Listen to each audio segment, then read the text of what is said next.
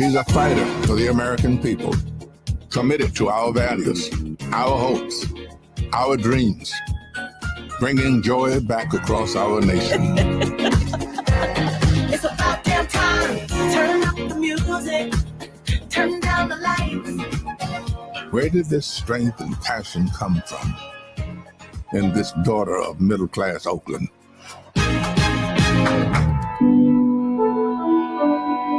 Well, it started with her parents, her mother, a South Asian scientist, and her father, a Black economist.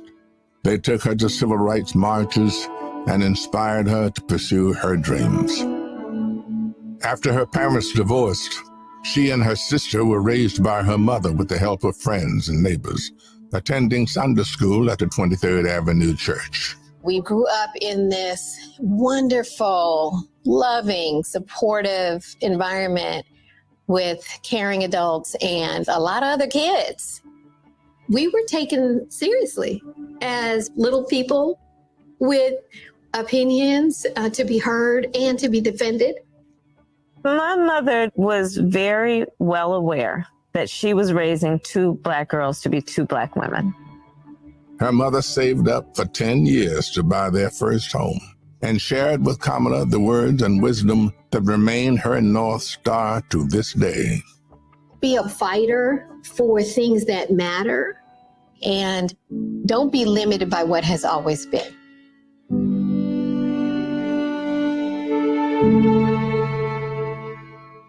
And then came a moment that changed Kamala Harris's destiny, the spark that lit the fire within. When I was in high school, I had a best friend who I learned was being molested by her father. This particular day, she was like, hey, you really, really are not yourself. There's something going on. I said to her as soon as she told me, well, you have to come stay with us. As you get older, you really, really reflect on how pivotal that intervention was at that crucial point of my life. A big part of the reason I wanted to be a prosecutor was to protect people like her. And on her first day in court, she rose from her chair at the prosecutor's desk and said, Kamala Harris for the people. As a prosecutor, she put violent criminals and sexual predators in prison, leading to the highest conviction rate for serious and violent crime in 15 years. She punished polluters for making our communities unsafe and created Back on Track, a program for first-time low-level drug offenders that became a national model. That, yeah, you did commit a crime, accept it, own up to it, and then let's talk about what we can do to change the circumstances going forward. Lowering recidivism rates for nonviolent offenders from 54% to 10%, giving people the training they needed to find a job after their sentence. I know a success story. One of my good friends, Bruce, was facing 20 years, first-time offender, and he was able to get job training. He's home. He's trying to go to college. He has a girlfriend. He's living his life. He's a great kid. I remember being so struck by having a district attorney who cared both about justice, about safety and accountability, but figuring out how to stop that crime from happening again. She was one of the first pioneering minds to realize how important that is to the success of a community. Nobody had thought like that. It changed the whole entire makeup of criminal justice for the better.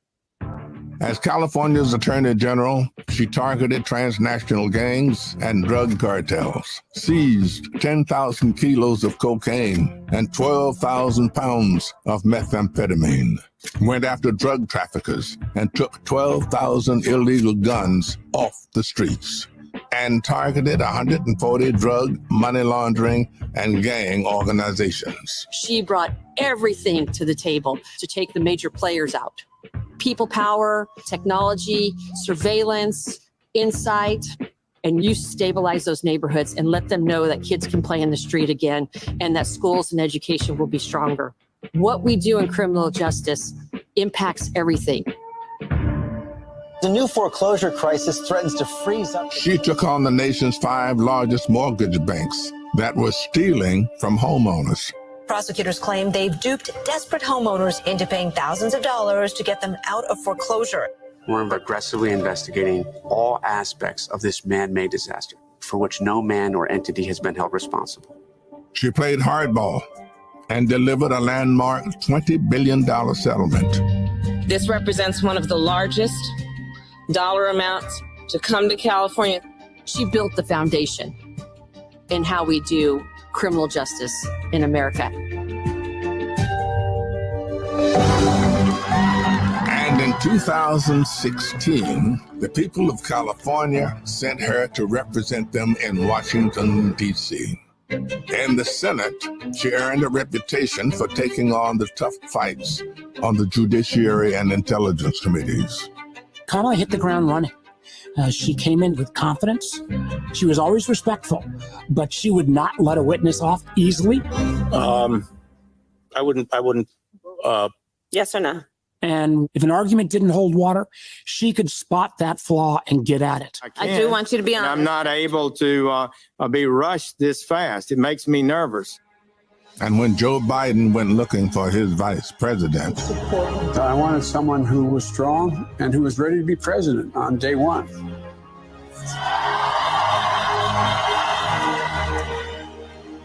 As vice president, she worked to cap insulin costs for seniors at $35, to replace lead pipes and provide clean water for communities and remove medical debt from credit reports.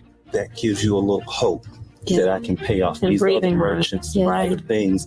And then once we're growing, we're actually growing. And that's all we want to see. She helped create 16 million jobs. The Biden-Harris bipartisan infrastructure bill has already created thousands of jobs for our members. The American middle class will always be at its strongest when the wages of the working class are at its highest. That is what the future looks like under a president, Kamala Harris. She fought to reduce the trauma of gun violence that has devastated our nation. How many of you guys as college students had to have a drill during high school or middle school or elementary school where you learned about how you need to hide in a closet or crouch in a corner in the event that there is a mass shooter roaming the hallways of your school? Look at that. Look at that. And she did more than talk the talk. She walked the walk, helping pass the first bipartisan legislation in 30 years to curb gun violence. So one thing I learned about working with Vice President Harris is she always stand on business.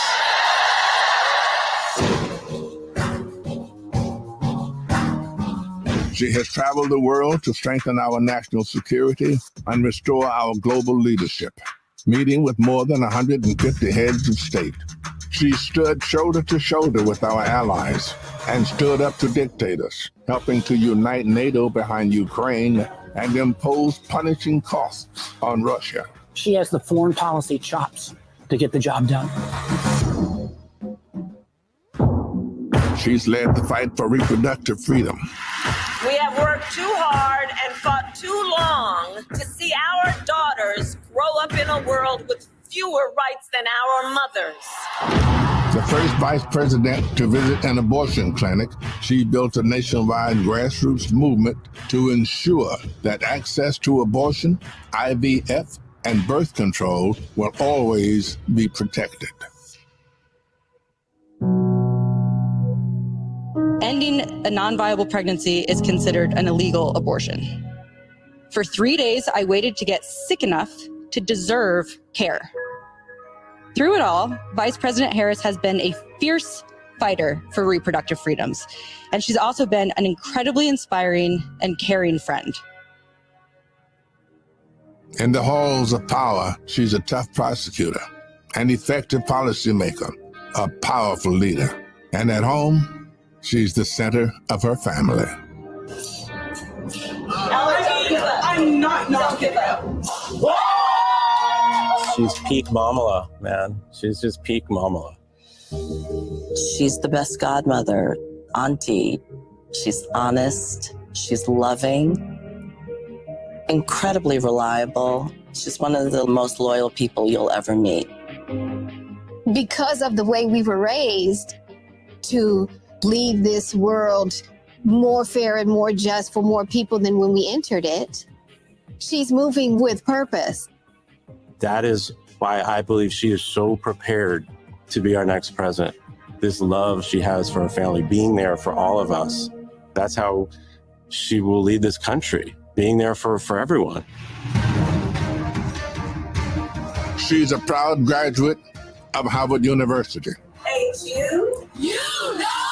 Her campaign is a force of nature, generating the excitement we've all been yearning for. A campaign of joy, of love, of care. I am so fundamentally inspired. Kamala Harris will be our next president because there's too much on the line to stay on the sidelines. Thank you, Madam Vice President. Thank you for bringing back the joy.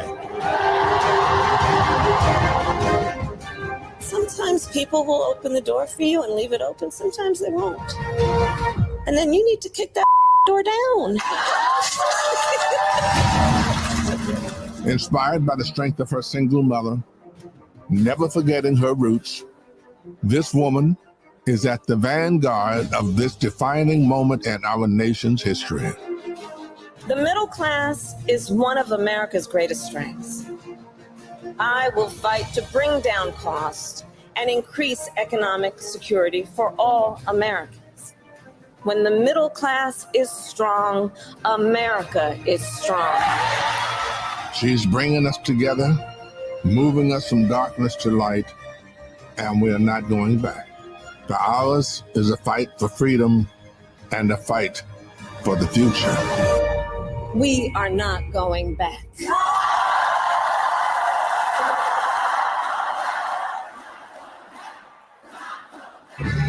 She's a protector, a strong voice for common sense, a leader for tomorrow, committed to healing our country, dedicated to doing the hard work to make us stronger. I now declare you spouses for life. Someone who truly understands the struggles of everyday Americans. Forged by the challenges of the past, ready for any challenge that may arise. Now is the time, America. The joy is back, the pride is back, the hope is back. She's doing the work. She's fighting for us. She's the new way forward, our way forward. She is the next president of the United States of America, Kamala Harris.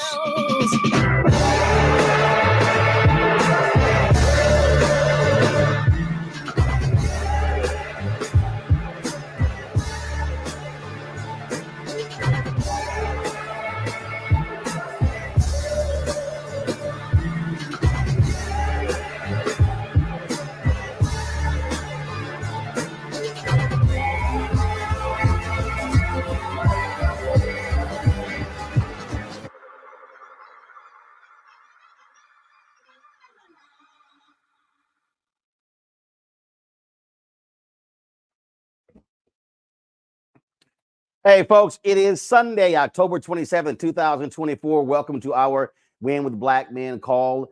It is 9 days before Election Day. Of course, Tuesday, November 5th, but early voting is taking place all across the country. And so it's critically important for you to make sure that you are making your vote known. Now, early voting began in Michigan yesterday. Detroit, we need y'all to show out in a huge way. Lansing, Flint, all across the state. That's what we need y'all to do. Also, Missouri began October 22nd, goes through November 4th. And so, again, needs to happen. In Pennsylvania, Philadelphia, we need y'all showing out in huge numbers. Also, if you have asked for your ballot, return your ballot. Please do so. Get that early vote in. It is absolutely critical. And so we are going down to the wire. I was in Houston on Friday with the vice president. Massive rally in Houston. Some 30,000 people were there. Then, of course, she headed to Michigan. She's in Philadelphia today, attended various church services and also campaigned across the city. And surrogates been fanning out across the country, including Governor Tim Walz. Obviously, the vice presidential candidate, but former President Bill Clinton. Yesterday, Michelle Obama was with the vice president in Kalamazoo, or somebody said Kamala Zoo. And so a lot has been happening. And so, and then she's going to be giving a major speech at the Ellipse in Washington, D.C. on Tuesday. Some 20,000 folks are expected. We'll be broadcasting live there. Roland Martin Unfiltered on the Black Star Network. So we got a great lineup of folks for you today, including former President Barack Obama. So let's bring in our co-panelists for Women with Black Men, Cleo Thompson, Executive Director, Women with Black Men. Cleo.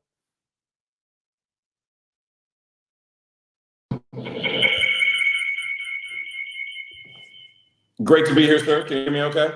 Yep, we got you. Go right ahead. Happy to be with everybody tonight. This is going to be an amazing evening. Excited for all of this hard work that all of you have been doing around the country.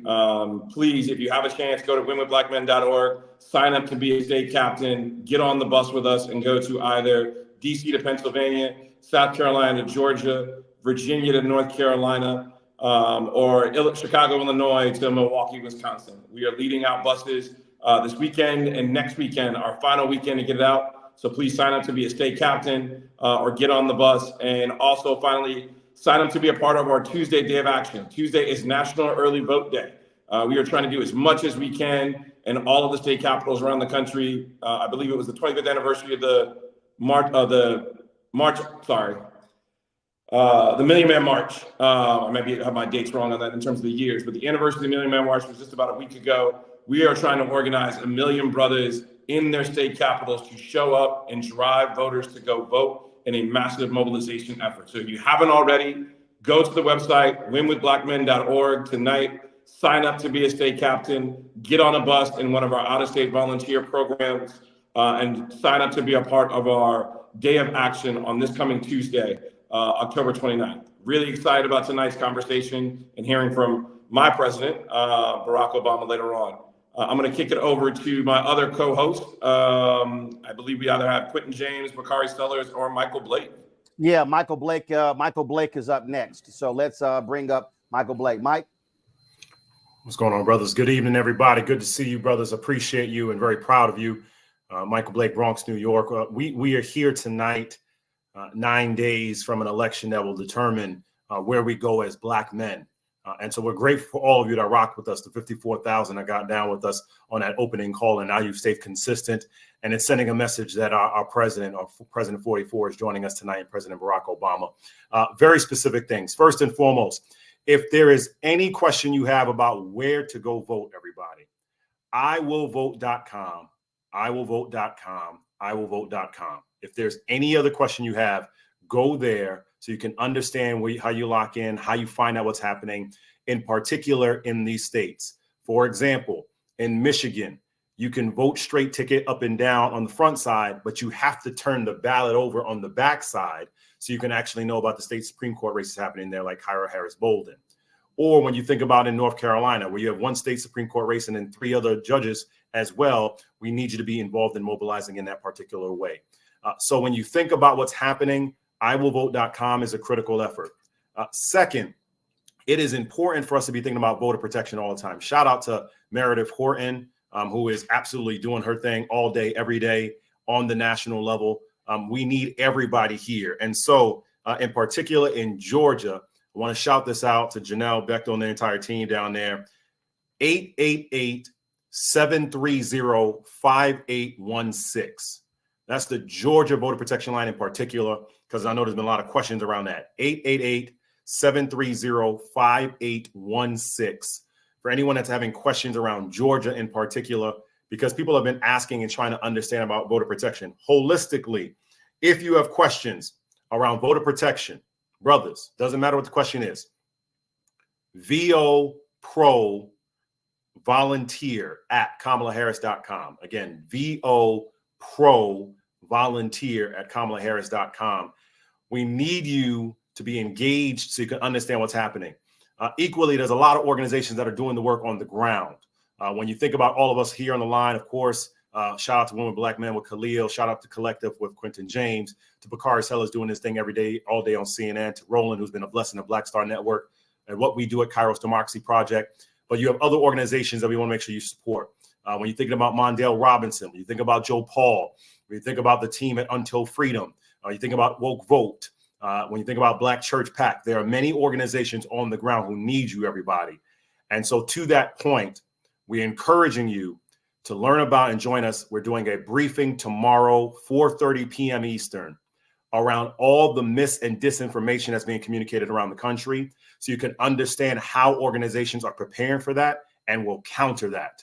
And so we need you to be a part of that. So again, Kairos Democracy Project, we're hosting Monday, 4:30 p.m. Eastern, so you can understand how we can counter the mis and disinformation, because we know what's going to be happening across the board. Lastly, shout out to all the brothers, again, that are doing the work. An incredible Black Man Barbershop event that happened in Pennsylvania today, where Jordan Harris, who is still grieving his lost wife, still hosted the vice president for an incredible conversation. Powerful for that. Shout out to the brothers that are doing the work all across the country. We got you, we have you, and that's why we have President Obama with us tonight. So stay with us. We have a great panel with great conversations.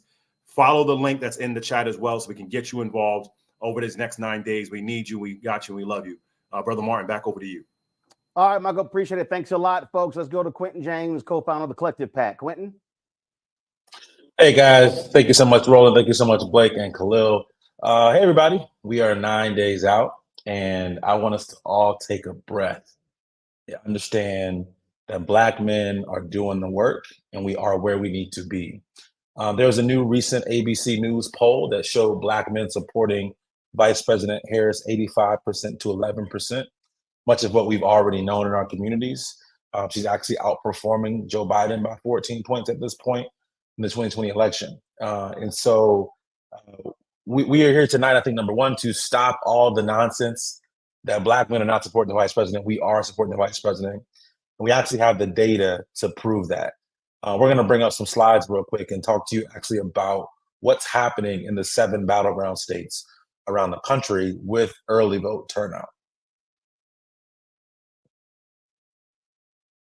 Perfect. Let's go to the next slide, Keenan. Thank you. All right. So you may not be able to see these numbers. I'm going to read them out to you very briefly. So in the 7 battleground states, we're talking about Pennsylvania, North Carolina, Georgia, Arizona, Nevada, Wisconsin, Michigan.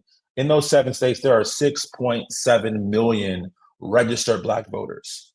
As of about 2 days ago, 1.6 million Black voters have already voted in those states. Almost 1 in 4 Black voters who are registered in the 7 battleground states have already voted, which is great news. That means what you all are doing around the country is working. And so we want to thank you all, but we also know that we got to continue to do the work. Let's go 2 slides, Keenan. Let's go 1 more. Perfect. So this is Black turnout by gender and state of these 7 battleground states. And what we are seeing is not to alarm you all, but it is to communicate that we got a little bit more work to do. There has always been, nobody talking about Black and white, talking about Asian or Hispanic, there's always been a gender gap in terms of voter turnout. But what we want to do this year, brothers, is close that gap as much as we can. And so in some of these states right now, women are voting above us. This is Black women and Black men. Black women are voting, by 3, 4, 5, 6 points above us in some states. It is our job to really lean in there, brothers. Again, we know we're doing a good job so far. We know the support is there. But this next 9 days, we need you all to do everything you can to get every brother you know to show up and vote for Vice President Kamala Harris. Next slide, and this gets into the nitty-gritty of what I want to talk to you all about. This looks at age across 3 of the swing states, Georgia, Michigan, and North Carolina. What we know as of right now, over half of Black voters 65 and over have already voted. Over half of them.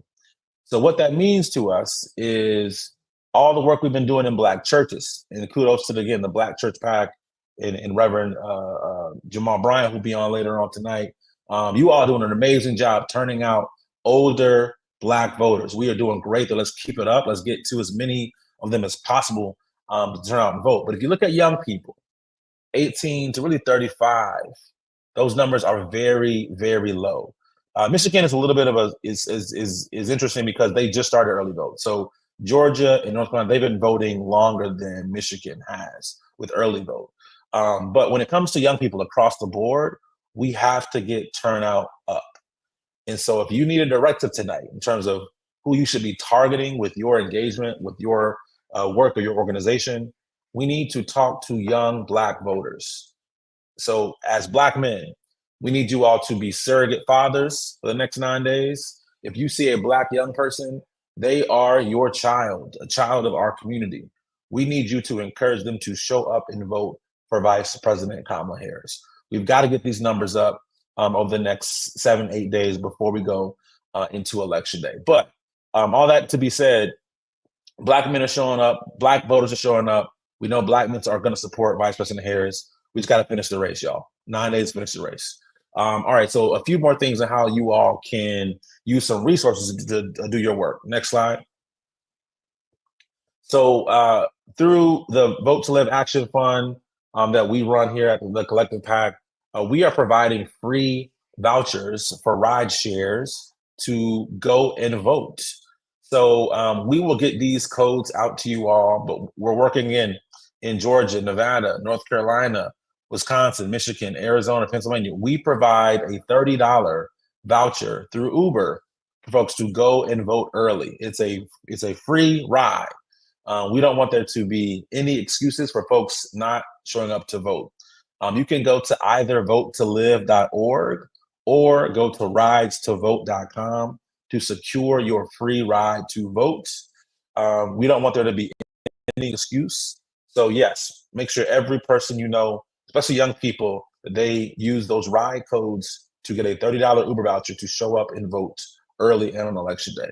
And last slide, we are hiring up to 15,000 people as voting ambassadors. So if you live in the states of Arizona, Georgia, North Carolina, Michigan, or Pennsylvania, you can get paid up to $400 for simply spending about 2 or 3 hours organizing your friends and family online, on your own computer, on your own phone.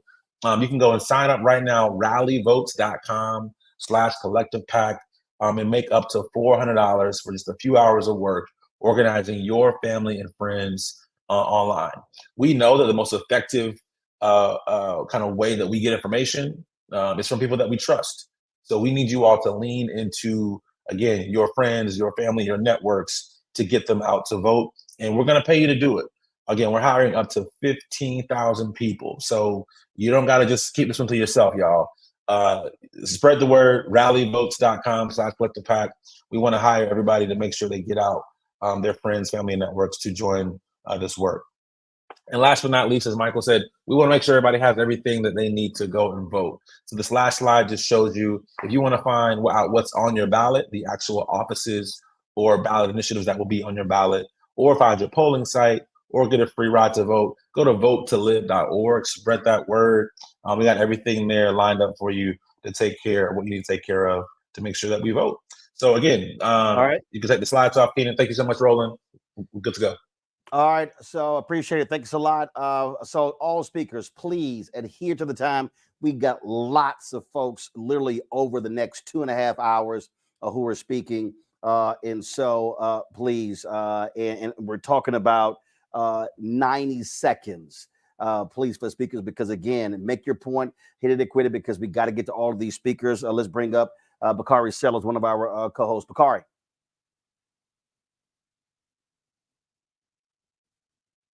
All right, Bakari there. How you doing, my brother? Bakari, showing no camera. All right, there you go. I'm here, brother. How are you all? Sorry about the darkness on my way to the airport. I'm going to be extremely brief. Shout out to Khalil, Mike Blake, Quentin James, and yourself, Roland, for helping us put this together. Brothers, I'm happy to be here with everybody. It's a big day when you have 44 joining the call. I'm in Philadelphia this week with another Black Men event. I'm in Arizona this week. I'm in Las Vegas, Nevada this week. We're doing everything we can do. So please, please, please, we see the numbers. The vice president is in extremely good spirits. She believes she's going to win this thing. I believe we're going to win this thing. Thank you all for joining is my message. Make sure you go out and vote. Grab a brother, be a surrogate father. Make sure these young brothers vote as well. Thanks, Roland. Bakar, certainly appreciate it. Stay safe on the road. All right, then. I like that. That was 40 seconds. Way to go. All right. Let's go to we're gonna start with a Kappa. Because he hosted vice president last week at New Birth Missionary Baptist Church. Women are wearing all of the pink there. Reverend Jamal Bryant out of Atlanta. He joins us right now. Shockingly, he doesn't have any crimson and cream on. Jamal, go right ahead. Thank you, and I'll take the rest of Bakar's time. I'm grateful. Gentlemen, never in the history of our democracy has the black men's vote have been more scrutinized, observed, and pondered. I am believing that black men can tilt this election. When you look at the list of endangered species, it goes from a tiger to a blue whale to an elephant to a panda to a cheetah. And the law says if you are an endangered species, it is illegal to harm them, to hurt them, to hunt them, to trap them, or to kill them. Black men are the only species in America that is unprotected. Top on that list is a black rhinoceros that is endangered. It's number 2. And the strange thing, brothers, about rhinoceros, it anatomically does not have what it takes to go backwards. It can only go forward. That's what the vice president is trying to do, is take black men forward. Over 1 million forgivable loans going forward. Giving mentorship for us to get a trade going forward. Access to capital for us to buy homes going forward. So, gentlemen, the revolution will not be televised. It's happening in the ballot box over the next 10 days. And so I want all of us to join forces together, black men, and let's elect a black woman. I believe that we can, and black men are going to make it happen. Thank you, Roland.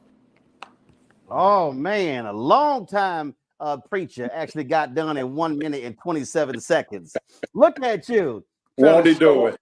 Show up and show out. All right, Pastor Jamal Bryant, we certainly appreciate you joining us on the call. Let's now go to Robert Apong, who is with Win with Black Men. Robert, you're up.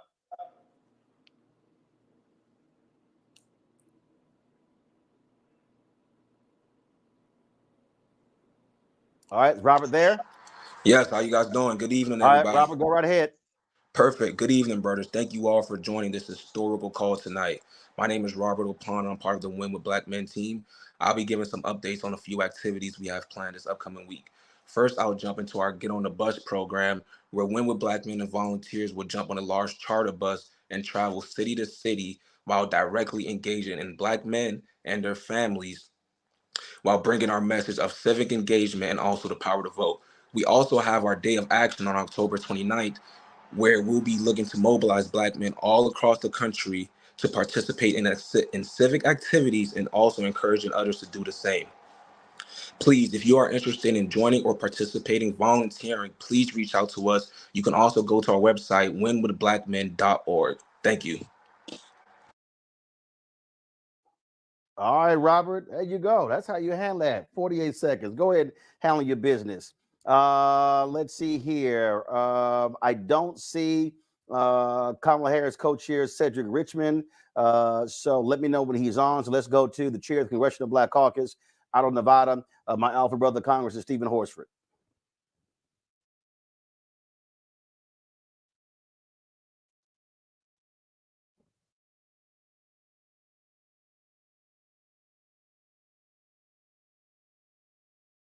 All right, there you go, Congressman. Go right ahead.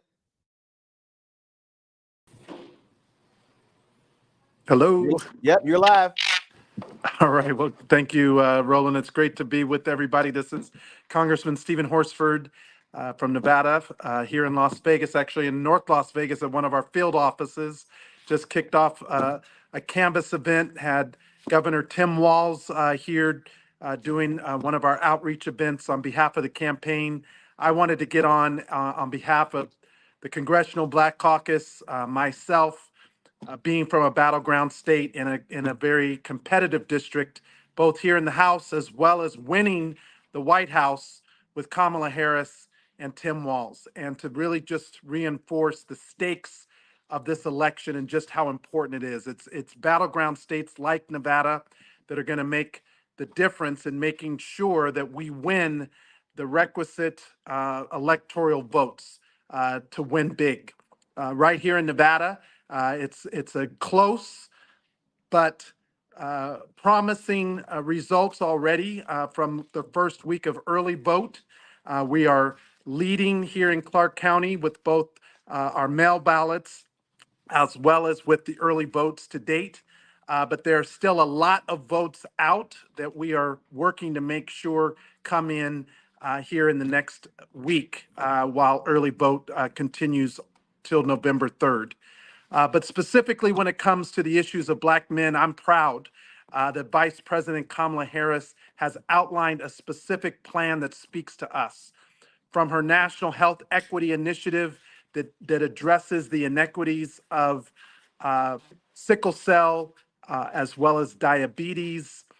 These are issues that directly impact Black men and Black lives, and I'm excited that she's centering that issue.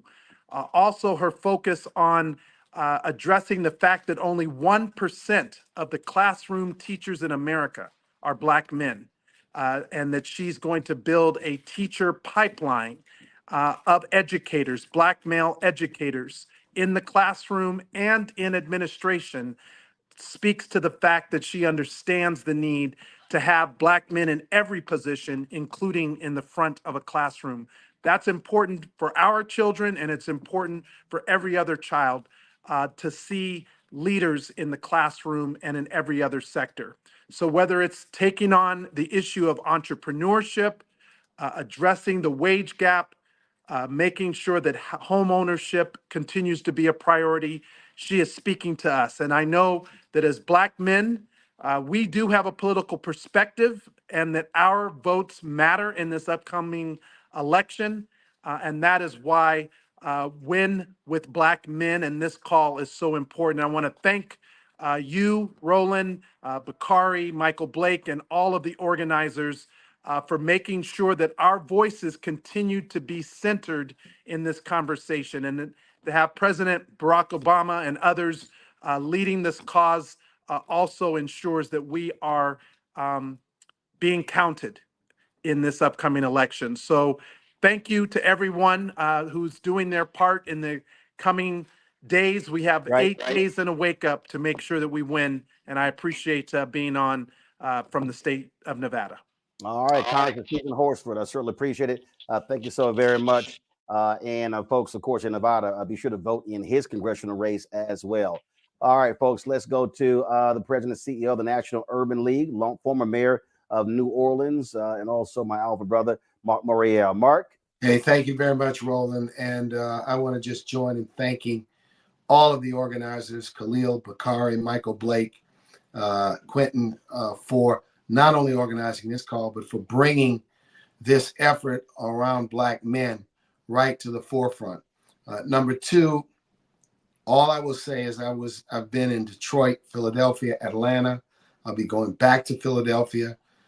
We should remember that the road to the White House travels right through the Black community. And Black men, we have the power to call the shot, to make a difference, to really, really determine who will win this election.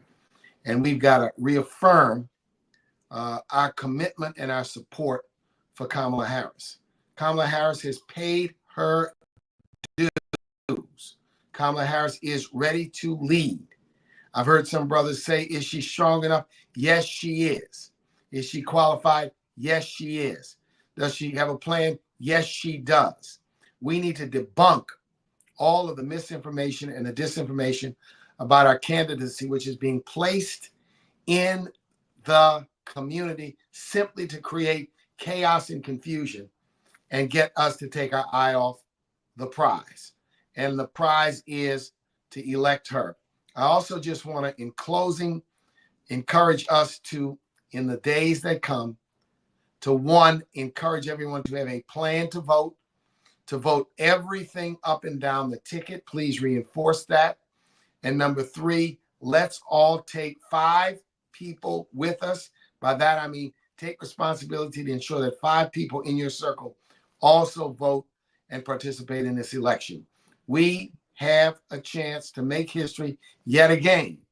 But more importantly than that, we have a chance to save American democracy. Let's not miss this opportunity. Black men, we must lead. Thank you, Roland. All right, Mark, we certainly appreciate it. Thank you so very much. Is Damon Hewitt there, Lawrence Committee for Civil Rights under law? Do we have Damon there? We're waiting on a couple of folks. In about 4 minutes. In about 4 minutes, we'll be hearing from former President Barack Obama. Keenan, let's do this here. Of course, Donald Trump has made all sorts of critical comments about cities that where African Americans have significant population, and the Harris campaign has been hitting back. She was in Philadelphia today. Keenan, let's roll the ad the Harris campaign dropped. Roll the ad they dropped with regard to Philadelphia. Philly Tough is different.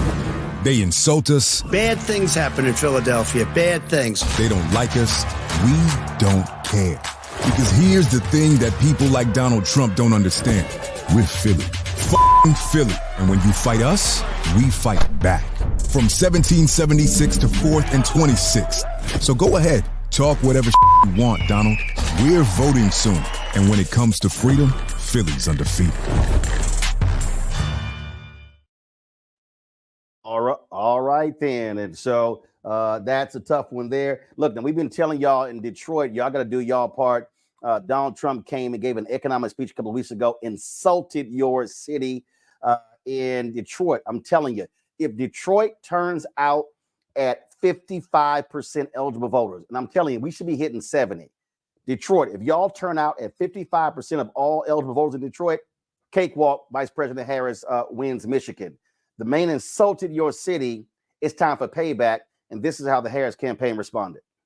They said we were dead. Detroit waving the white flag, the city filing for bankruptcy. That our best days were behind us. That living here is like living in hell. But you know what we said? We said, F that. We rebuilt ourselves. We look out for each other. Got our hands dirty and put in the hard work. And this guy, he don't know anything about that. We are a city of winners, of up-and-comers, of builders. The Motor City. Bigger and better. Here, we believe in freedom. We don't bow down to nobody, and we never will. And so what Donald Trump doesn't understand, or care to learn, is that when he said, our whole country will end up being like Detroit if she's your president, that he should be so goddamn lucky.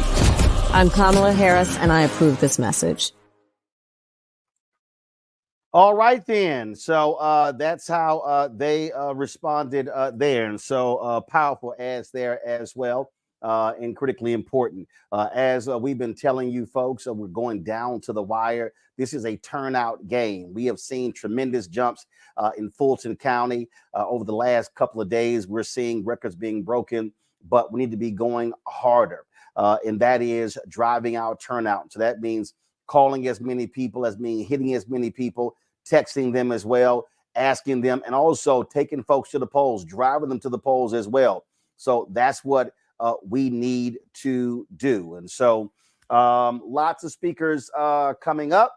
But now it's time for us to bring forward someone that who is our special guest. Bring up Khalil Thompson.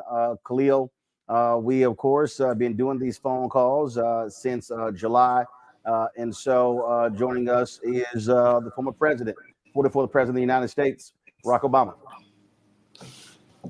Well, thank you, Ron. It's an honor to have him here. It's a big moment for us at Win with Black Men. A major moment. There's only a Superman second to my president, 44. That's my dad, Oswald Thompson. So I know he's watching tonight. President, it is an amazing honor to have you here with us to do some good community organizing. And with that, we are going to turn it over to you, sir. It is great to be with all of you. And I could not be prouder of a couple of you.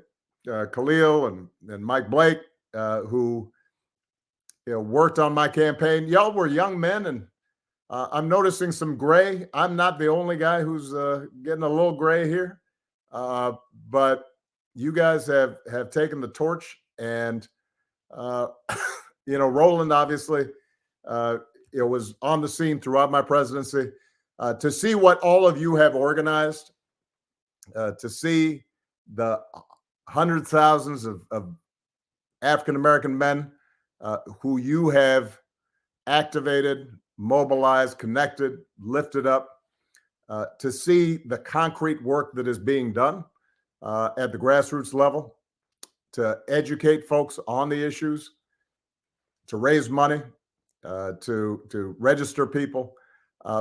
I could not be prouder. And it is a testament not only to your skills and your commitment to making sure that our democracy works for us and our communities and our people, but it's also a testament to the fact that there are a lot of brothers out there who want to get involved, and if given the opportunity and given a direction, are ready to roll up their sleeves and make things happen. Look, I know y'all have been on, continuously over the course of this campaign.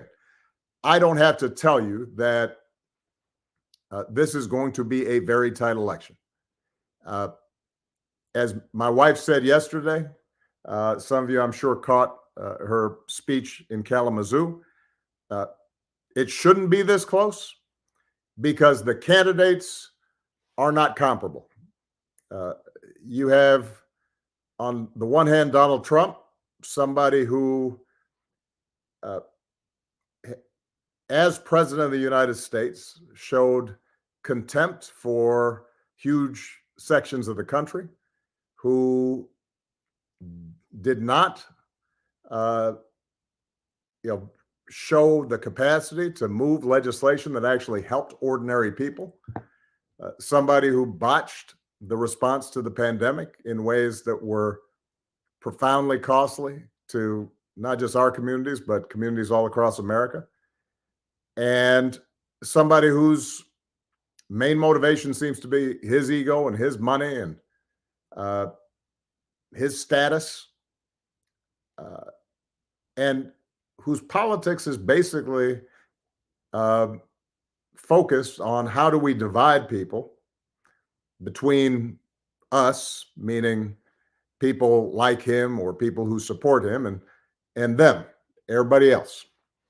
And that kind of divisive politics, look, there's a long history of that in America, but it's not the kind of politics that moves things forward. It's not the kind of politics that creates jobs or helps people afford the rent or provides young people with a quality education or moves the country forward in terms of building and adapting to this future economy and providing people the skills they need to compete. So that's their nominee. And on the other side, you've got Kamala Harris, who at every stage has shown herself to be a champion of ordinary people, who works to provide a voice for folks who need it, who has displayed consistent excellence at every level, from being a district attorney to being a attorney general of California, to being a U.S. senator, and now to being vice president. She is as qualified as any presidential nominee that we've ever seen. And her message is directly focused on the challenges that we face as Black men and that our communities face and that America faces. She has very concrete ideas in terms of how do we bring down prices and costs. She has very concrete ideas, building 3 million new homes to help make housing more affordable and to help first-time home buyers have the down payment they need in order to be able to move into a new home and get that piece of the American dream. She's focused on entrepreneurship. And, as I'm sure all of you have spoken about, the time has passed where people are looking for something for free. They want something of their own, something they can build.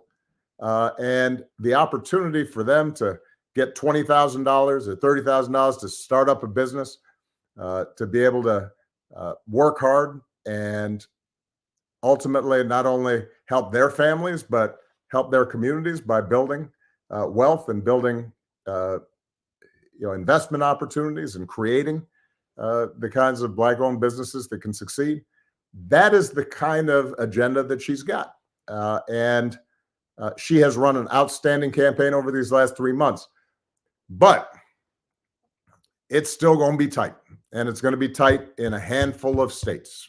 And a fraction of voters, 1%, 2%, 3%, a few thousand votes in a few counties in North Carolina or Georgia or Pennsylvania or Michigan or Wisconsin or Nevada or Arizona. That's going to determine whether or not we've got the kind of country that understands and believes and cares about our communities, or a government that dismisses it and disregards it and sees us as an afterthought.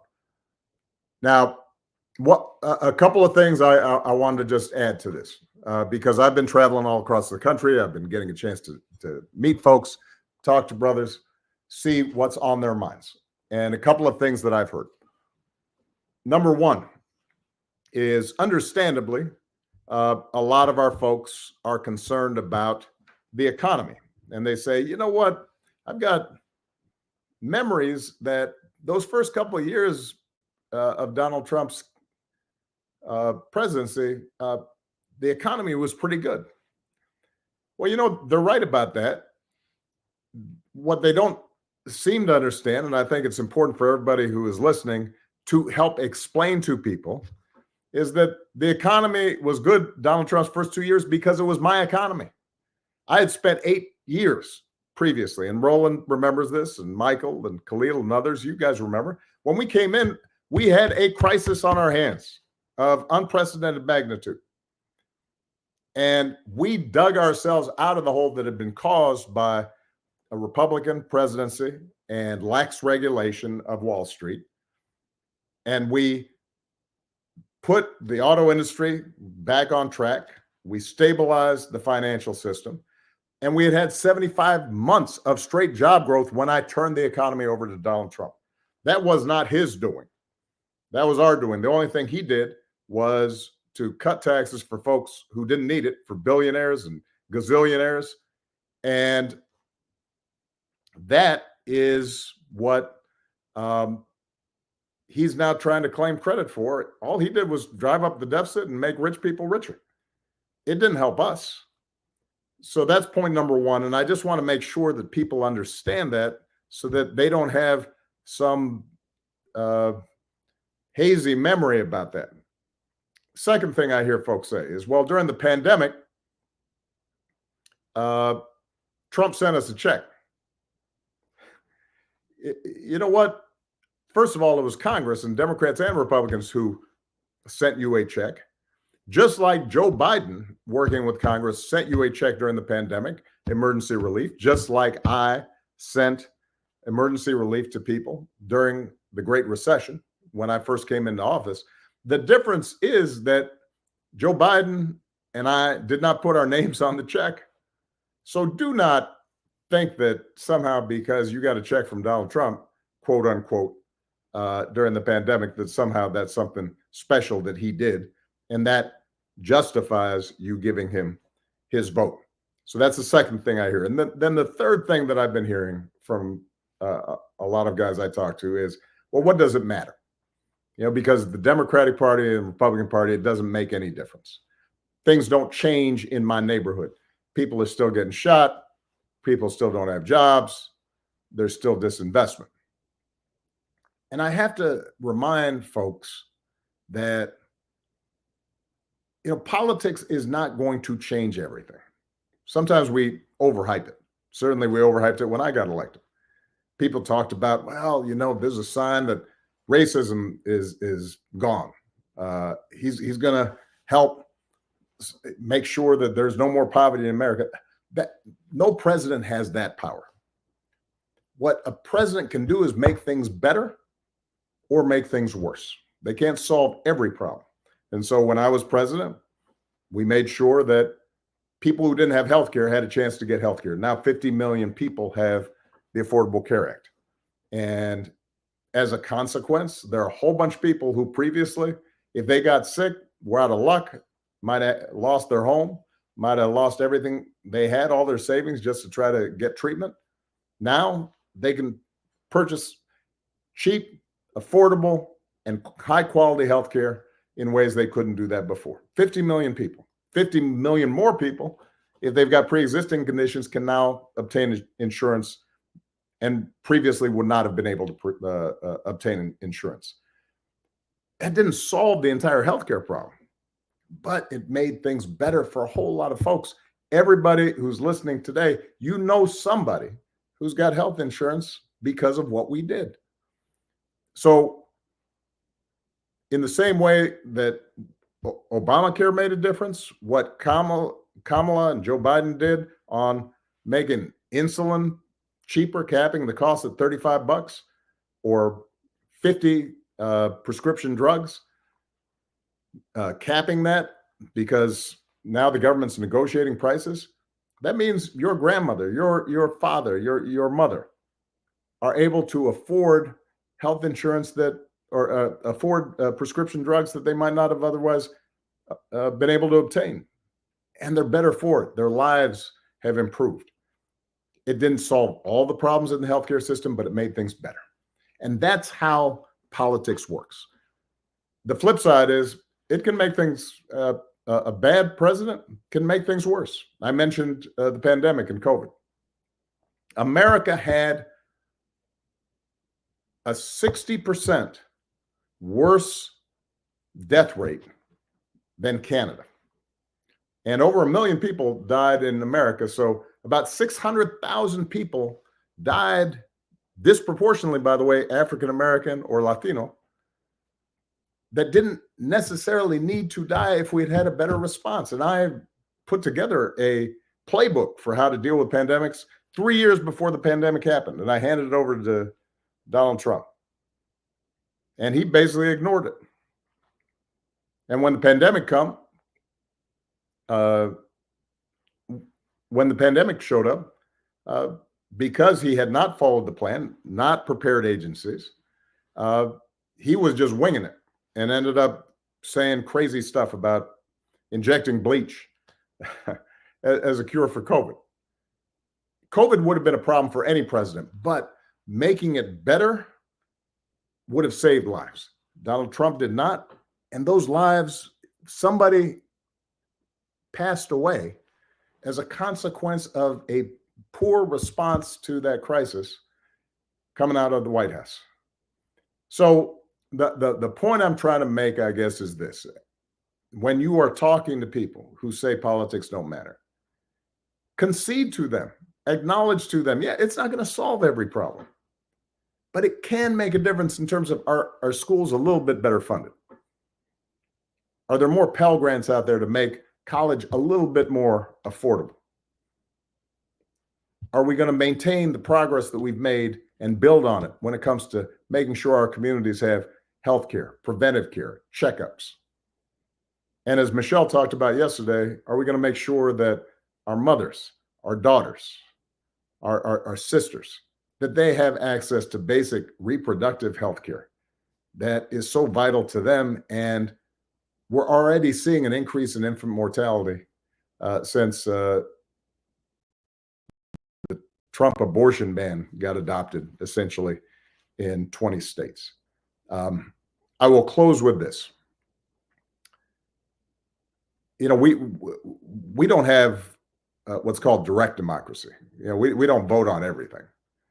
We vote for people to then represent our interests, and a president is supposed to represent all the people, and you know, has got a million decisions that will come before him or her. And we can't know all facets of the government and all the decisions that are being made on a daily basis. So what we count on is electing somebody who's got the values and the character to do the job, the competence to do the job. And what we also count on is, do they see us? Do they care about us? Is this somebody who understands how I live and what my hopes and dreams and aspirations are? And Kamala Harris does. You know, she grew up middle class. She went to an HBCU. She understands what our communities go through, the struggles, having to work a little bit harder to get ahead, having to put up with stuff that, you know, hopefully in the future, our children and grandchildren won't have to put up with. And in contrast, Donald Trump has shown utter disrespect and disregard for our communities and for Black men specifically throughout his career. I mean, this is somebody who took out a full-page ad calling on the Central Park Five to be put to death. Somebody whose family made money not renting to Black people and was taken to court by the government because they didn't want to rent to Black people. That's what he has displayed. Remember, he came into politics most recently by suggesting I was not born in the United States. I mean, that wasn't subtle. He was sending a message that real Americans are different from y'all. And the one thing I know is that you can't have somebody representing you who doesn't see you and respect you and is not going to have your experience, your concerns in mind as they're making these decisions. So, look, bottom line is,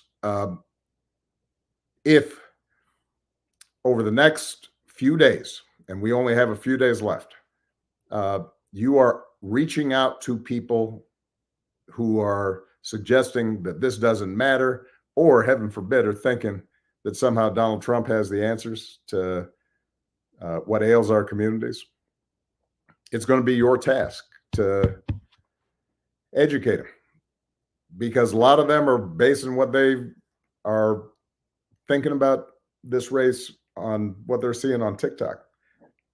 And I don't have the capacity to reach them. Even if they like me, they may not hear what I've got to say, or they may think, man, his life is so different that he can't relate to where I'm at.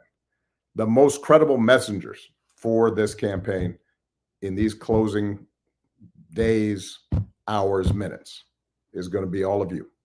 You talking to your friends, relatives, people in your communities, your coworkers, your ability to speak to them in real talk about what's at stake and why this is so important is going to make all the difference. And if you all do that, I promise you, Kamala Harris is going to be the next president of the United States, and we can build on the progress we've already made and look forward to a much brighter future. So I appreciate all of you. And thank you for the extraordinary work you guys are doing. I'm proud of you. President Obama, can I ask you a question? Yes, you can. You talked about when you came in, the crisis that we were in, it was because of the housing crisis. I mean, it was 53% of Black wealth was wiped out. Right. And you tried to deal with that, and we didn't build a lot of homes, frankly, between 2010 and 2019. Can you talk about why her plan to build 3 million new homes is so important to deal with the housing price of rent, things like that? It's vitally important. We never fully recovered from what happened in 2008, 2009, because not only did the housing market collapse and suddenly all kinds of mortgages were underwater and prices plunged, but essentially developers said, we're not going to go take the risk of building new housing. And so they pulled back. There was a lot of excess inventory. And what they started getting comfortable with was the idea of just building luxury housing that was for the people who still had a lot of cash, and not building a lot of affordable housing. And look, there's some work that we need to do, and Kamala is committed to doing this work, not just to financing the construction of new homes, but also making sure we get rid of some of the red tape and regulations, even in democratically controlled cities that say, all right, we're zoning so that it has to be single family homes as opposed to multifamily units, which are cheaper, but provide people the ability to get a foothold into the housing market. She's got a concrete plan. It is a sound plan. Again, I want to make sure that we don't overhype this. She's not going to immediately, or even in one term, reverse all the problems that we've seen building up in the housing markets over the last decade. But she's going to make a substantial dent. And that is the kind of initiatives that we're going to need to make in order for our communities to have the same opportunity for owning their own home and building and accumulating wealth as other communities are able to do. You also had to grapple with issues dealing with police and shootings. And you talked about Donald Trump's record. I mean, here's somebody who is openly saying he wants to give police 100% immunity. He wants to bring back stop and frisk. And he wants to let cops loose for a week that he says will fix all the problems. That should be dangerous to any black man out there, whether you are low income, working class, middle class, upper income. That's scary. Well, you remember what was Stevie Wonder's song? You can't cash in your face. So, that's something that impacts everybody. And again, most criminal law is dealt with at the state levels. The vast majority of people who are incarcerated under state law. Federal government accounts for maybe, let's say, 10% of criminal law. But when I was president, for example, Eric Holder was my attorney general. And after discussions with Eric, one of the things he did was to change policy inside the Justice Department to send a message to attorney generals. You will not be rewarded simply for getting the maximum sentence on nonviolent drug offenses. You will be rewarded for getting the fair and proportional sentence. And that was a system-wide change in policy. And it's one of the reasons why during the course of my presidency, we saw a drop in the federal prison population at the same time as we saw a drop in crime, right? So the president can set a tone. And the tone I tried to set was not to say that police were somehow always wrong. The vast majority of police are trying to do a tough job. And a lot of our communities are under-policed and need more police, but they need police that are partners with the community, that know the local businesses, that know parents, know the schools, know the kids, can distinguish between somebody who is actually trying to create a danger for that community and a kid who's just wearing a hoodie. And, there are a whole range of strategies in which the federal government can work with state and local and municipal governments to try to continue to improve the building of trust between our communities and police departments, to help make sure that there's funding there to train police so that they can do a job that will keep them safe, as well as make sure that everybody is focused on stopping crime and not just resorting to stereotypes.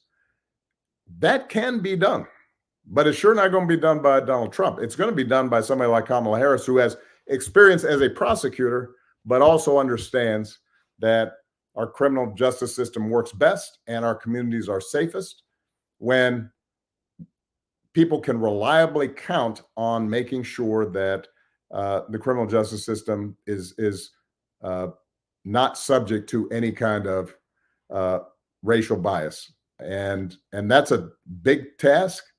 We're not going to do it again in the first year or 2 or 5, but we can get started moving on the right direction. So listen, I just want to thank everybody who's been involved. Roland, I appreciate you, man. Thank you, Khalil. Thank you, Michael. Quinn, everybody who's been involved, everybody who's out there, let's make sure to get to work. We got a few days left, and there, there's nothing that we can't do for 10 days. Us putting everything we got into it, the day after, our communities and this country is going to feel better if we understand that we're moving forward with Kamala Harris and Tim Walz, as opposed to if we wake up and now we're hearing more of the crazy talk coming out of a Donald Trump and JD Vance and the entire crew of people that they've now surrounded themselves with. My understanding, they were in Madison Square Garden today, and some of the stuff they were talking about gives you some indication of the kinds of divisive politics that they represent. That's not what this country needs. That's not going to help people pay the bills, raise their families, make sure their kids got a bright future. Kamala and Tim, they're going to put us on the right track. All right. Love you guys. Appreciate you. Thanks a lot. Khalil? Khalil, you're on mute, Khalil. I think there you go. I think the president said it best. I'm going to kick it back over to you to keep us going. But as a fellow former skinny kid with a funny name, I know it was really exciting to have him on tonight. I hope everybody took the message. If you haven't had a chance, you can go to winwithblackmen.org, donate to support the amazing work that we're doing as we're engaging young brothers and brothers throughout our entire communities, whether you're on the East Coast, the Midwest, the Southeast, or the West Coast, or the Southwest or the West Coast. Please sign up to get on a bus to go knock on doors in some of these battleground states that we have. Sign up to be a state captain on our day of action this coming Tuesday and the following weekend. This coming Tuesday is National Early Vote Day. Again, continue to donate. We all love that movie. We love the money that jingles, but we appreciate the money that folds. And then if you haven't had a chance, click on our newly launched store. You can get your Win with Black Men t-shirt tonight or your hoodie. Would love to have everybody rocking it and wear it in these final 10 days. Roland, I kick it over to you to get up our Derek Johnson, who I think is next. Yep. There you go, Khalil. We surely appreciate it. We thank former President Barack Obama for his comments, also for answering those questions. And again, those are critical issues that we have to understand that has a direct impact on African Americans and Black men in particular. Joining us right now is the president and CEO of the NAACP, Derek Johnson. He is here speaking in his personal capacity. And so, Derek, welcome. Thank you, Roland. Thank you, Khalil, Quentin, Michael. Now, let's be clear. In these last 10 days, we must make the case. This election is about our ability to talk to our brothers in battleground areas to assure them that this vote is absolutely important. I turned on social media on yesterday only to see a social media celebrity encourage people not to vote.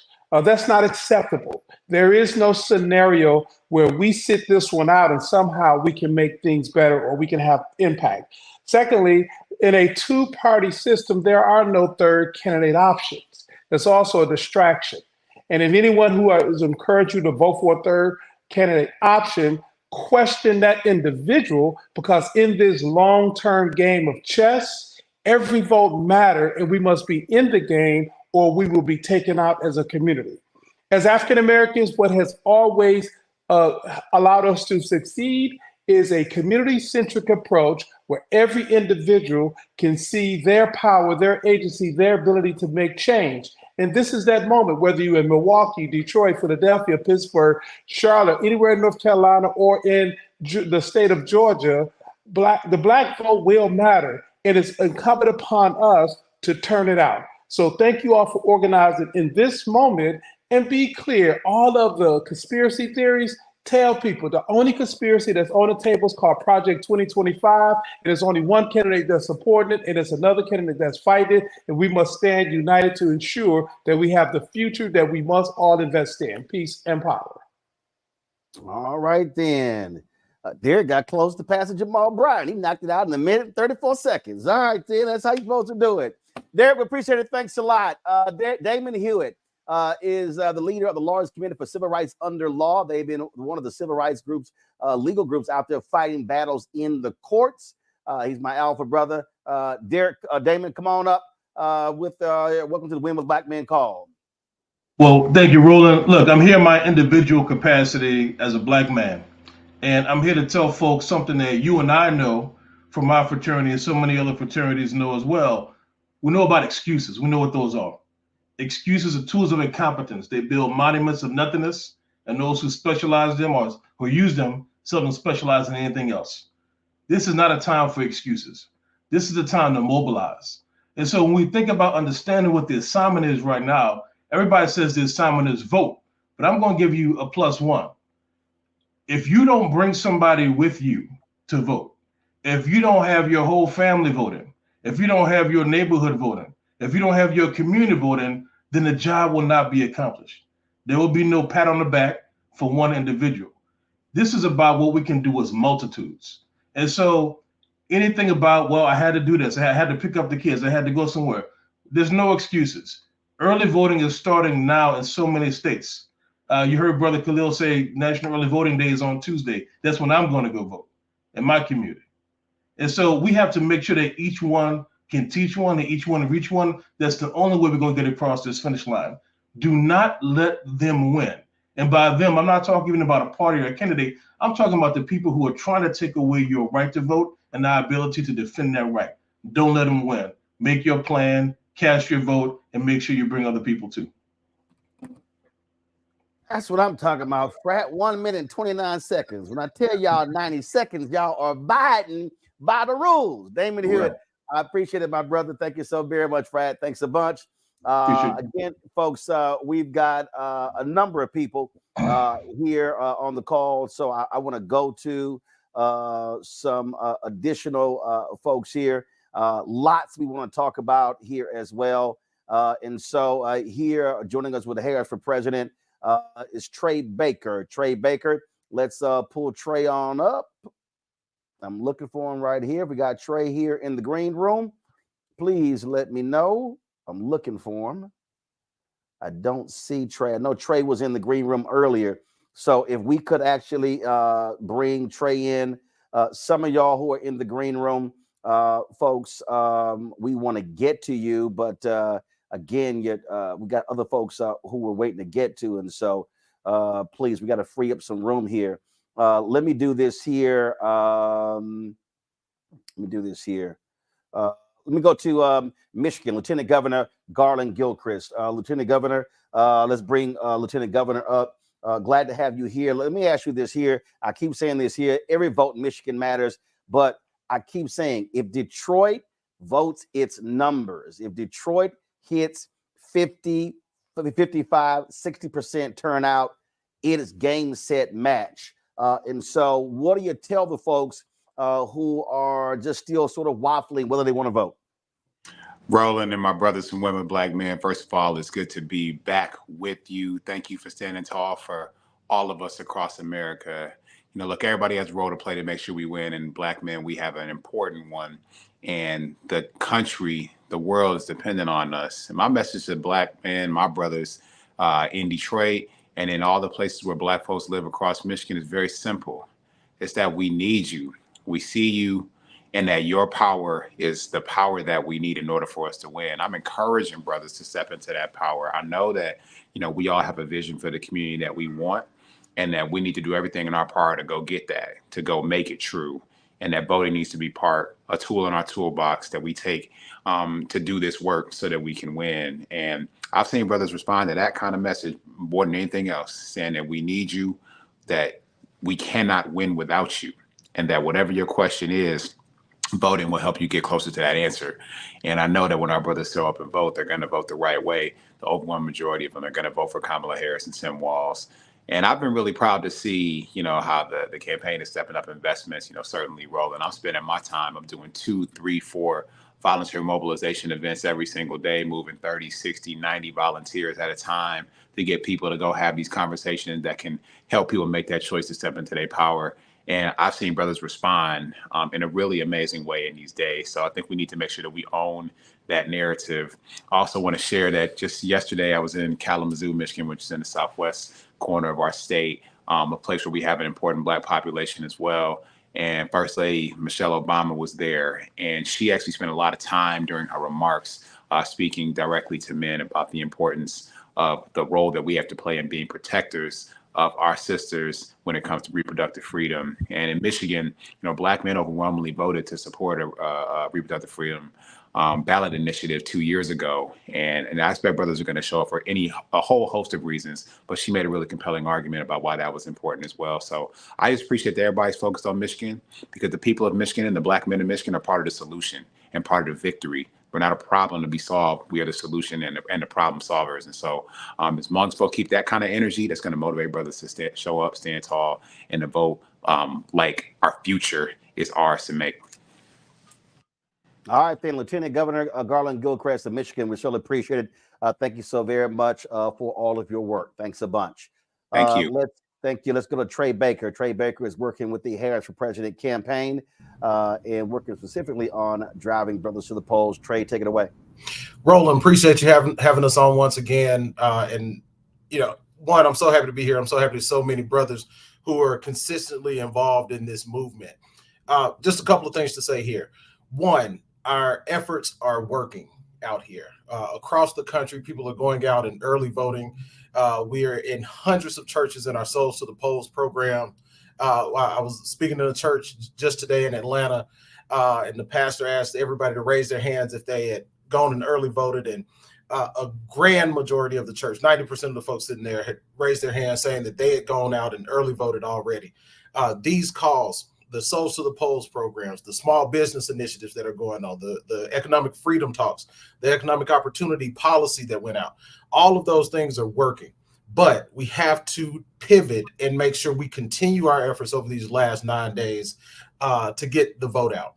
And so my call to the brothers on this call is to take the next step with everything that you're doing. These calls are great. We're going to be on these calls. Brothers who are about it are going to be on these calls. We have to take that next step to go out and make sure that the disaffected voters, the people who didn't vote last time, the people who don't see themselves in some of these policies and some of these things, show them where they fit in, show them how this is for them, and bring them along with you. And so that's my call for everybody tonight.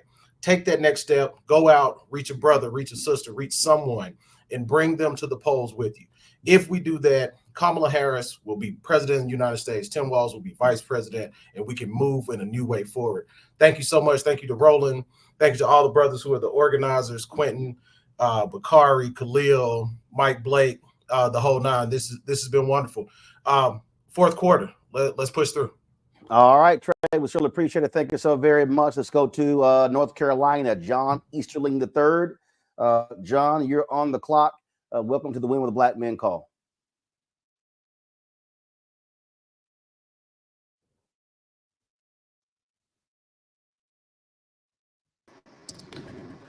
Brother Roland, it's so good to be here with you, and thank you again for this opportunity. North Carolina is so important to us right now. I'm actually traveling across the state, going to another event, getting ready for tomorrow. But we're seeing that importance of North Carolina. Congressional Black Caucus has done this bus tour going through those historic communities all across eastern North Carolina.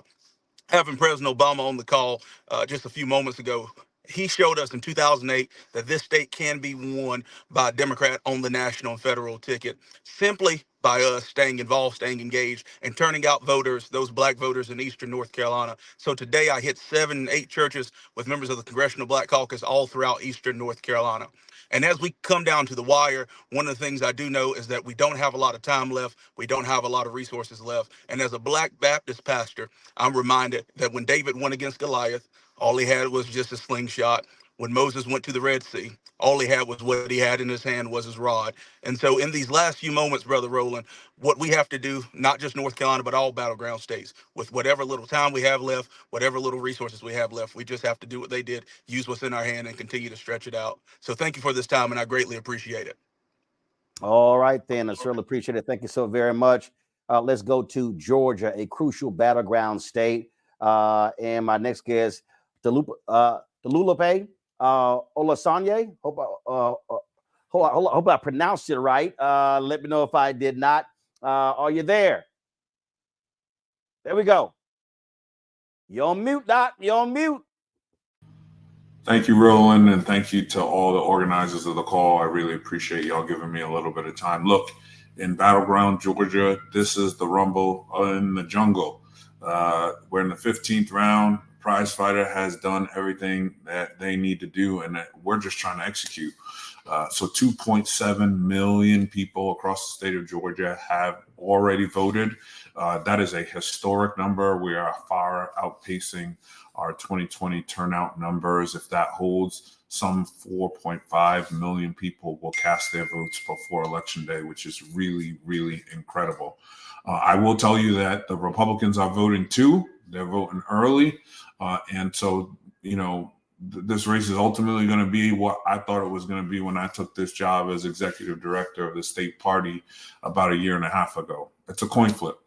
We expect even if we get everything right, we're going to win by a handful of votes per precinct across the state of Georgia. So over the course of the next 9 days, we are doing everything we possibly can to make sure that we turn out every single vote. And I'll tell you exactly how I think this is going to play out here in Georgia. Over the course of the next week, as early vote shuts down here, and Friday is the last day to early vote. So if you're in Georgia and you haven't cast a vote, you have up until Friday to do that early. But if we get on the other side of Friday, I think it just becomes a turnout game. So I'm doing everything I can in my power as executive director of the party. I know we've seen a ton of activity here in the state. We've had surrogates here in and out all the time. We expect that to continue. The energy is high, and I believe we will win this race here in Georgia. And when we do that, we're going to deal a very serious blow to Donald Trump and J.D. Vance and their electoral vote strategy. So I'm really grateful for everybody trying to help and do everything they can to pour into us here in Georgia. We're going to win this thing. In 2020, people counted us out. They didn't think that we could do it. We did.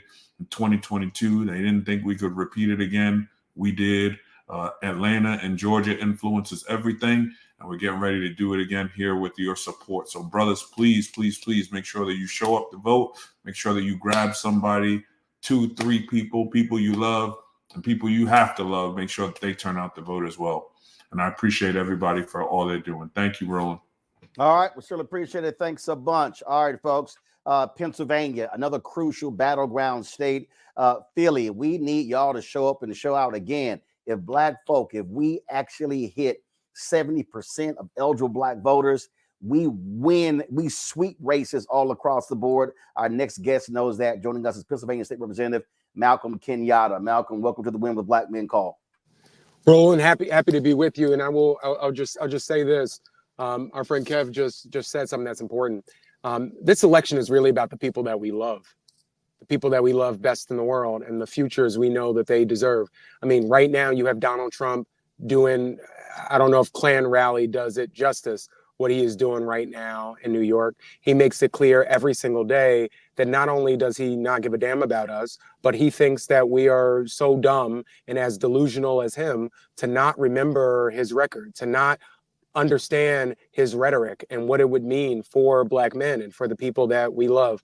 Listen, I'm the only Black man running statewide right now in Pennsylvania, and I'll tell you, the Commonwealth is ready. Folks are ready to show up. They're ready to vote. And we're so happy to have the vice president here at a barbershop, at church, everywhere, talking about what's at stake in this election. So for these next 9 days, you just fight as hard as you love the people in your life who cannot survive, who do not need another 4 years of Donald Trump, but who do need Kamala Harris's investments in small businesses, who do need her understanding of the power of housing, who do need a leader that actually cares about us in our communities. Nobody loves Black men more than Black women. And we have a chance to show up in a big.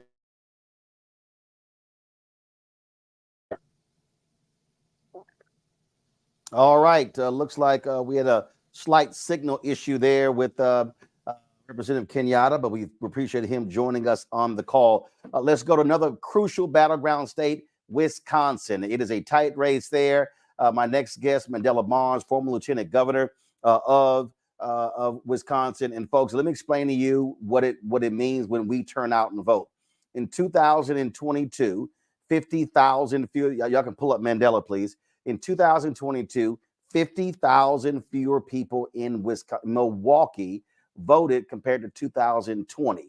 If those 50,000 folk vote in 2022, we'll be introducing Mandela Barnes right now as United States Senator because he lost by 26,000 votes. That's what people need to understand when we say every vote counts. As a result, MAGA Senator Ron Johnson, who tried to overthrow the election results, he actually won the election. And so, folks, don't play games when we talk about how every vote matters. Mandela, go right ahead. Well, every single vote matters. My race was decided by 26,000 votes. That's 1 point here.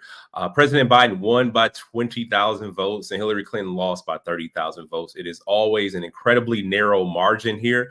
But Kamala Harris has put together a campaign. She has been a phenomenal candidate. People respond incredibly well to her, especially in Milwaukee. But as we know, there's still hurdles that we have to overcome. There's still some folks out there that have been subject to disinformation, people who have purposely tried to poison the well, not just this campaign, but our democracy in general. And that's what Kamala Harris is fighting so hard for. And that's exactly why we are fighting so hard for her. So for everybody who's on this call, who knows that person who still may be on the fence, or that person that's just striving for attention, who feels as if they have not yet been spoken to, well, I need you as somebody who is on this call, because if you're here today, you know full well what this campaign is about. You know full well what Kamala Harris stands for. So I need you to break it down and make it plain for people. Make it as plain as day. Kamala Harris is here to help give working people a fair shot, to give people a chance, a shot that they deserve to get ahead in this country, especially as there have been factors that have kept people behind. This is our only hope in this election. If Donald Trump is to be elected one more time, I want people to think about the implications there. Think about the fact that Donald Trump has gone out of his way to incarcerate Black men, taking out a full page in the New York Times. Not once, when you hear Donald Trump talk about his plan to uplift Black people in this country, not once has he talked about a single Black person that he's hired in an executive level position. Think about his White House. Not once was there a Black man in there doing the work saying, hey, this is what our community needs, this is what our community stands for. And over the last 4 years, Kamala Harris has proven time and time again that she is ready to take on the challenge. She's also ready to take on criticism. She has listened to us when we felt things have not been right. And that's the kind of leader I want in this country. I hope that's the kind of leader you want in this country. We got 9 days to get it done. If you're in an early vote state, please go out there and vote. If you're from Wisconsin, find 3 other people to make sure they come out and vote too. Thank you so much for your time. All right then, Mandela, we sure appreciate it. Thanks a lot. Khalil Thompson. Khalil, you want to make a comment before I go to our next guest, Kappa out of DC? Well, I wouldn't be remiss. I'd be remiss if I didn't try to introduce my pastor, Howard John Wesley from the Alfred Street Baptist Church. Pastor Wesley, very excited and honored to have you here tonight, sir. Okay, Roland. I ain't gonna take for so much of that, man. I ain't gonna take for so much. You know, me and Jamal gonna gang up on you now. We gonna get you. We gonna get you. But it's a joy to really join in these voices. Roland, first of all, let me congratulate you on the work you're doing to continue to get truth out there. My dad raised me as a Black man to understand that when we're true to our cause as Black men, we have a responsibility to preserve the legacy we've inherited and to protect the inheritance that we leave as our legacy. That we've inherited a lot from our forefathers, and we have an awesome opportunity to leave something for our children behind us. Here's the reality, brothers, and we all know it. Someone's going to win this election, and whoever does will control where funding is spent. They will control policies that are enacted, and they will appoint judges over us. And the truth of the matter is there's only one candidate that I believe preserves our inheritance and protects our legacy that we will leave, and making certain that policies are passed for our people, making certain that funding is appropriate and adequate, and making certain that the judges who rule over us. Listen, Donald Trump has made it clear what his policies are. We've seen where he's going to put money. We know what the judges he appoints will do against us. And I still see how any true Black man who's true and authentic to the cause, and preserving and protecting our people can vote for anyone other than Kamala Harris. This ain't about who you love or like. At the end of the day, this is about what preserves and protects what is ahead of us and preserves and protects what is behind us. And so I'm encouraging, with the only little voice I have, every brother that I know to make certain we understand what is at stake and that we can get out and cast our votes. Rolling real quick, my mother got a fur coat when she was in her 25th wedding anniversary with my dad. And I remember I was playing with that fur coat once and I pulled some of the fur out of it. Needless to say, when I woke up on the ground, my mother looked at me. I said, why would you hit me like that? She said to me, if you knew how much your father paid for this coat, you would never treat it as such. Brothers, let's remember how much was paid for us to vote, how much was paid for us to be considered equal citizens in this land, how much has been sacrificed, and let's make certain we don't disrespect the inheritance that we have and we preserve it to press on to the legacies behind us. Brothers, let's get out and do what we got to do. All right, then. We appreciate it, Pastor. Thank you so very much, folks. Patrick Gaspard, he worked in the Obama White House, also worked a long time with SEIU. He joins us now on the Win with Black Men call. Patrick, go right ahead. Brother Roland, it's such a thrill to be able to join you and Khalil and Blake. I can't think of any brothers I'd rather be in the trenches with. Roland, I'm going to let you in on a little secret. You know that I'm an organizer. Campaigns are simple things. And for an organizer like me, this is the absolute best time in any campaign. After the conventions, after the debates, after the TikTok wars, and after the tens of millions of dollars in TV ads, it all comes down to the final knocks on the doors of our neighbors and the very next call we make to get every last soul to the damn polls. This is clutch time in the game. Brothers, let me ask you, are you all still clutch? I remember 16 years ago when we were trying to get the last yard for Barack Obama, some of you stood up and said, just give me the damn ball. We need you to take the ball for Kamala, and we need you to come up big in this biggest moment. Every speaker that's come before me, Roland, has told our brothers how close this is going to be and why their vote matters. But this is the church that says amen. We got to get out of our pews and out into the streets. But as you do that, I want to give you a little spark for the home stretch. I don't know about you all, but I'm tired of resistance politics. Remember how miserable that was for 4 years under Trump? We don't want to work to keep bad things from happening. We don't want to be playing prevent defense.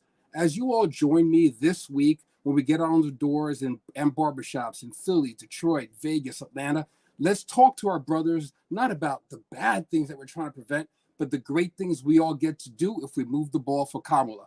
Tell them we get to build new affordable homes. We get to invest in Black small businesses. We get to create an opportunity economy that centers them. We get to blow open the doors of colleges to shape the brains of the future. And we get to be the architects of equal justice under law. None of this happens if we don't get off of Zoom and get out on the doors. Let's roll. All right. You're absolutely right, Patrick, on that one. We surely appreciate it. Thank you so very much. Let's go to actor Hill Harper. Of course, he made a valiant run for United States Senate in Michigan. Also, my frat brother, Hill Harper, welcome to the Win with the Black Men call.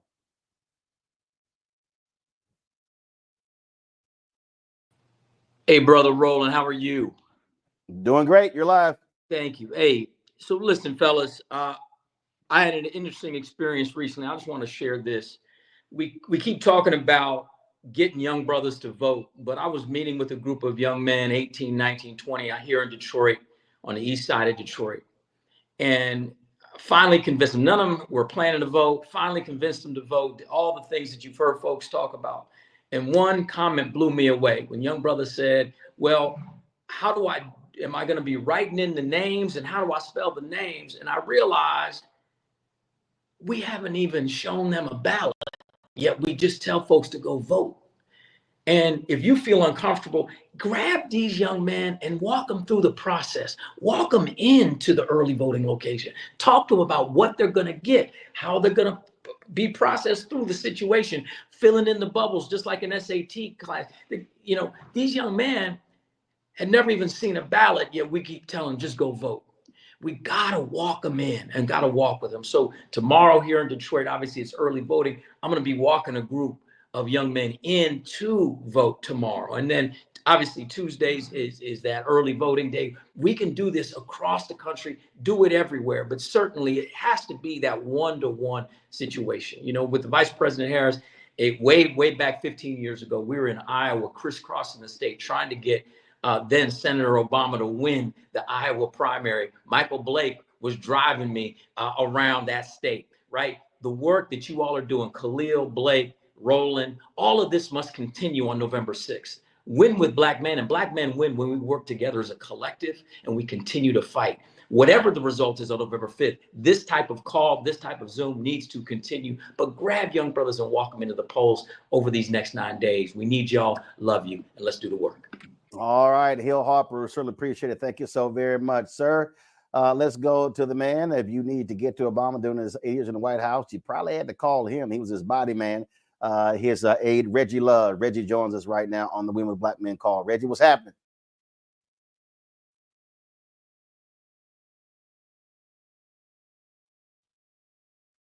Let's pull up Reggie Love, please.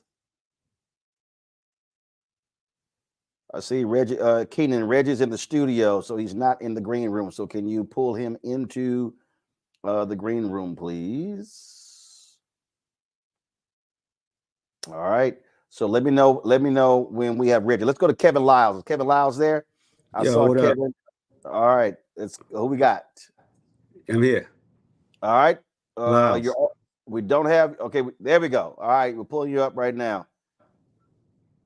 Is your camera on, or we just got your audio only? No, my camera's on. All right. Can't see you. Not sure what's going on. But we'll figure it out. Let's see. Kevin, just go ahead and just talk. We don't have your picture. Just go ahead and talk. Hey, Roland. Thanks, Mike, Roland, Makari, Quentin. There are strong policy reasons why I support Kamala Harris. You know, over the course of my four decades in the music business, I've been able to create hundreds of Black multimillionaires. You know, many of them went on to create their own businesses and employ hundreds of thousands of people and give them the same opportunity. You know, when I see what she's proposing to supercharge Black entrepreneurship, I get excited. And I want to push some P today, Roland, and let everybody know that I'm taking it personal. You know, I remember when my son, for the first time, saw his first Black superhero. And I'm not talking about the Black Panther. I'm talking about President Barack Obama. You know, and like some of y'all, I'm raising 3 daughters, Kayla, Gigi, and Vivi. I want them to have that same feeling, to know that as a woman in America, anything is possible. You know, I remember when my grandmother, God rest her soul, said to me, Kevin, can you believe there's a Black man in the White House? You know, here's a woman who lived in colored bathrooms, water fountains, and busing and discrimination. She got to see a small miracle in her lifetime. You know, I want us to focus on the possibilities, not the impossibilities. I want us to make sure that we know that 330 million mothers, fathers, sons, daughters, aunts, and uncles, a lot of them that look like us, will actually depend on our vote. You know, it impacts whether the stop and frisk comes. And I actually was one person who sat with my arms stretched out on Sunset Boulevard and actually had a gun to my head because of stop and frisk. You know, I need us to get off the fence, get off the bench, and make it personal. I need us to treat it like it's the last 9 days are the most important thing in our life, because it is. Let's win with Black men, and let's empower our women. Let's make a difference and make it happen. I love you guys. God bless you. Kevin Lyles, we appreciate it, man. Thank you so very much. We're going to try to get Reggie Love back. He dropped. I'm seeing him there in the studio. So, guys, let me know we have Reggie. Let's go to see Sean Pittman. Sean Pittman that's Reggie Love. There we go. Reggie, go right ahead. Hey, Roland, thank you so much, man. Thank you for all the great work you and Mike and Khalil and Quentin that you guys have been doing over the last few months here. The cast of folks who have made their voice heard, Mandela, Hill, Steve, so many great people here who basically have decided they want to fight for what they believe in. And I tell people all the time, right? Like, the fight, it's not a quarter fight, it's not a year fight, it's a lifetime fight. And we fight with our voice and we fight with our vote. It took 100 years between the end of slavery and the Voting Rights Act to be passed. It took 100 years for suffrage. It took almost 100 years to get the African American Museum built in DC. And the only way we can have these fights is we have to show up. And as President Obama mentioned, he was very diplomatic about it. And he said Donald Trump has never represented our people. But like when it comes down to it, our people have only been the people to represent our people. And we have to show up to have that representation. And so I appreciate what you guys are doing. Let's follow Patrick Gaspard's quotes. Let's be clutch. Let's go out and win right now. And let's use what's in our hands to do it. Thank you. All right, Reggie, we certainly appreciate it. Thank you so very much. All right, folks, let's get Sean Pittman into the green room. I have him listed next to speak. Sean, go right ahead. Hey, Roland, thank you so much for the opportunity, and thank you to Mike and to all of you guys, man. Khalil, Bakari, Quentin, certainly all that y'all are doing. And I want you to know it's working. I think you know it's working. I was in a barbershop that I go to on Sundays, and my barber actually works on Sundays, and he always has you up when you guys are doing this on Sundays. And I just applaud that, because it's the kind of thing that we need amplified, what you guys are doing. I don't listen. A lot of folks have talked and said brilliant things. I don't have anything extra to add to that, but let me say this, with the assumption that everybody here will vote.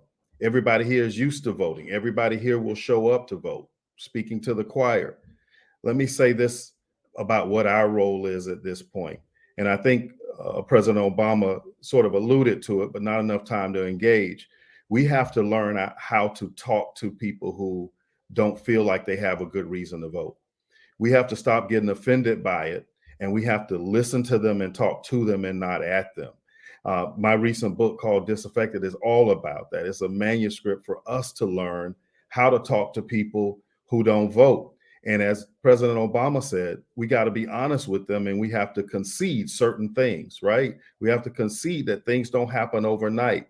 We have to concede that they may have a good reason for voting, because in this day and time, knowing what to trust, knowing what to believe, it's hard. It's hard even for those of us who are involved. Imagine the people who are just going about their day every single day. So let's learn how to talk to them. Let's hear them, and let's go through it in a research-based way to show them that their vote counts. Let's go through it in a data way to show them that their vote matters, and that these issues, if they decide not to vote, show them and illustrate to them that they still are having an impact on the race. Because if they don't vote, they just become potentially a secret weapon for the opposition. And in a lot of instances, that's the oppressor we've been talking about forever and ever. Thank you all for the opportunity to come on, and let's go do this. All right. Sean Pittman, we sure appreciate it. Thank you so very much. Joining us right now, folks, a man who's got more Delta airline miles than a Delta pilot, comedian George Wallace. What's happening, George? I feel good all over. How about you, Roland? Doing great. That is so wonderful. I'm so happy to be here. You're doing a wonderful job tonight. And everybody has said the right thing about voting. And I just want those people that are undecided. Everybody's been very nice tonight. I'm a comedian. I got to say this. What the hell are you undecided about? Huh? You got two people, two candidates. One's for you, one's against you. Okay, do yourself a favor. Give your mom, your sister, your daughter, your aunt, your grandmom, give them an early Christmas gift. Make sure you vote for Kamala Harris, because she's for me, she's for you. I'm probably the only guy, Roland, that really actually rode the back of the bus. I don't want to go back to doing that. We're not going back. So let's continue with success and love. Let's don't erase everything that we've gained. And let's make sure we get out there and vote for Kamala Harris. And as I'm not going to say what Snoop said, but please think about it. Just think about it. Do the right thing. We love you. There's absolutely nothing you can do about it. Thank you, Roland. You're absolutely right. But George, I want you to give you got about 30 seconds left, a specific call out to the people and the brothers and sisters in Georgia. Georgia, right now I'm in Atlanta. Where am I? I'm in New York City. I just got off the airplane. But Georgia, I think we're going to do it, Roland. The young men I'm meeting in Georgia, there's a few people, a few crazy people out there, you know, the Waka Flocka planes. But I want Waka Flocka to think about it. I want all of those guys there to think about it and think about who's right for you, who's more like you. Trump, there's no evidence right now Trump has ever done anything for us. Okay, he talks about the little the college fund, but nothing else. Nobody in his cabinet. I know good people. Roland, you know good people. Trump is not good people. Trump is a BSer. Why? Because that's what I do. I'm a BSer. All BSers know each other. You know, we don't know each other, but we know each other. He ain't gonna do a damn thing for you. I'm the first one to cuss tonight, but I'm just telling you the truth. Vote for Ms. Kamala Harris, and we're gonna be in a better place. God bless you. Was that 30 seconds? Because you know I can talk.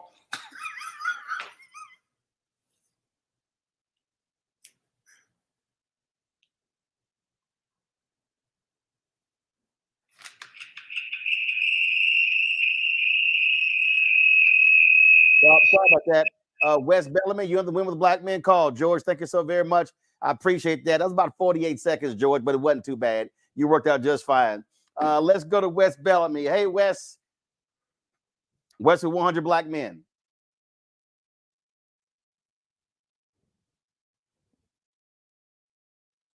Wes is saying no camera.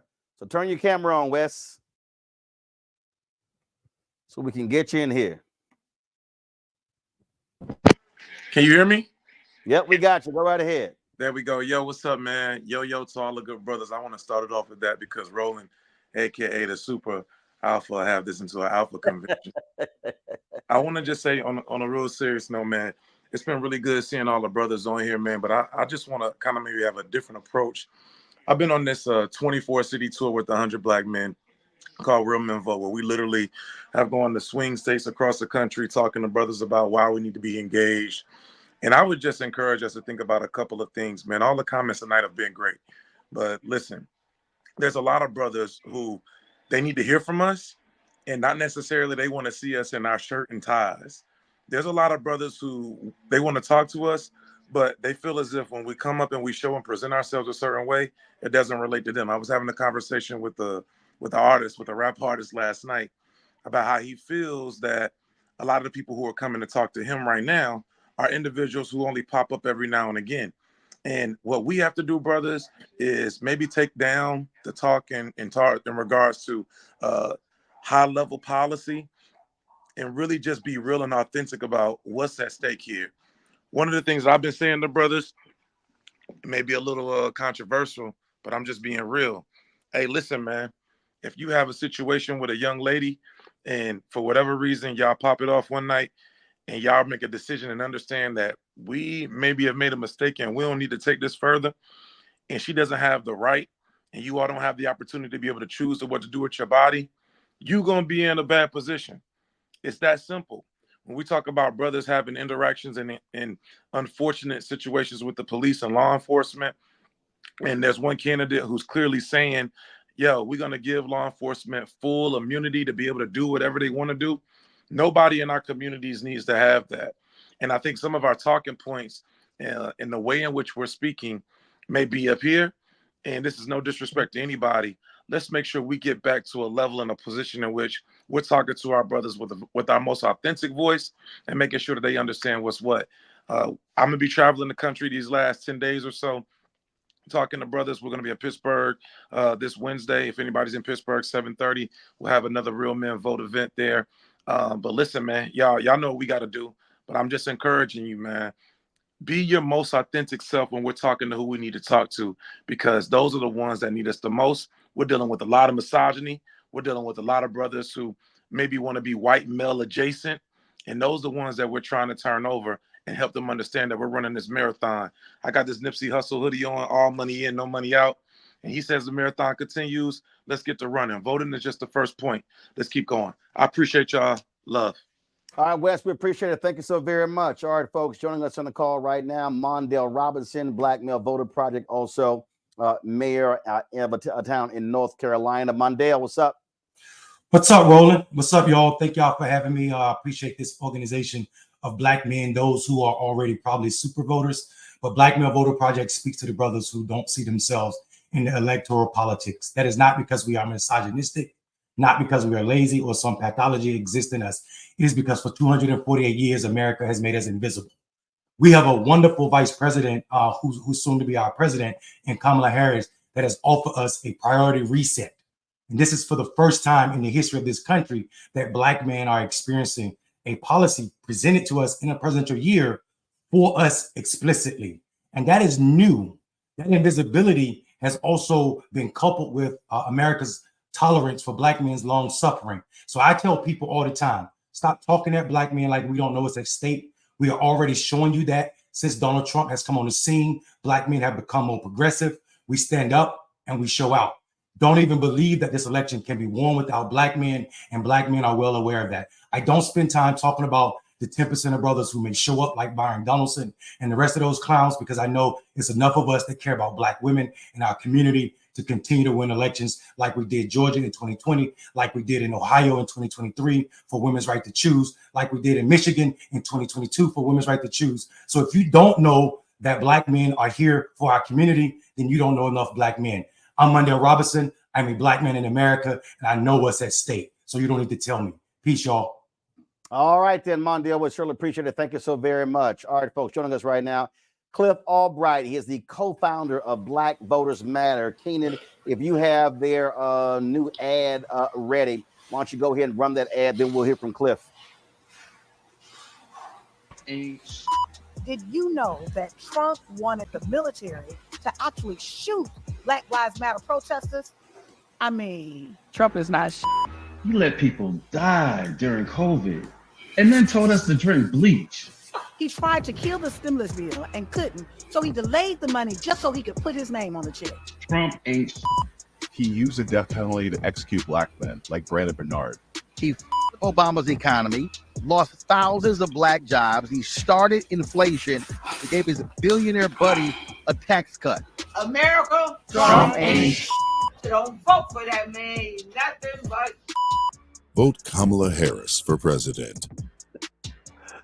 All right, Cliff, go right ahead. What's up, Roland? Hey, I'm gonna make it quick. I'm so glad that that Wes was on here just a second ago talking to our brothers in our authentic voice. I don't know how to get no more authentic than to say Trump ain't shit, right? But it's not just about that. It's also about letting folks know why he ain't shit.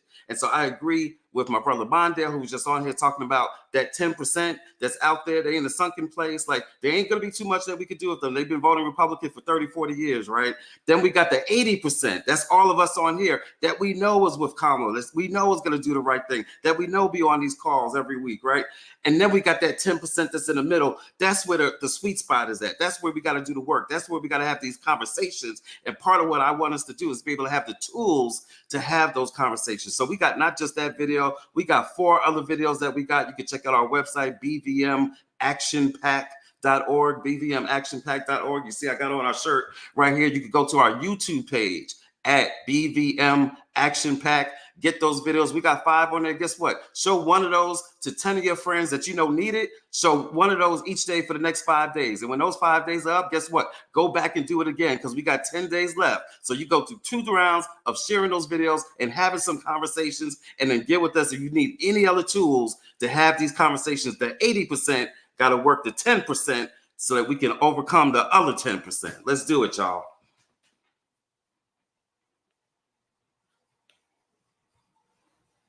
Cliff, we appreciate it. The way to go to speak in 1 minute, 25 seconds. You 5 seconds under your allotted time. That's what I'm talking about.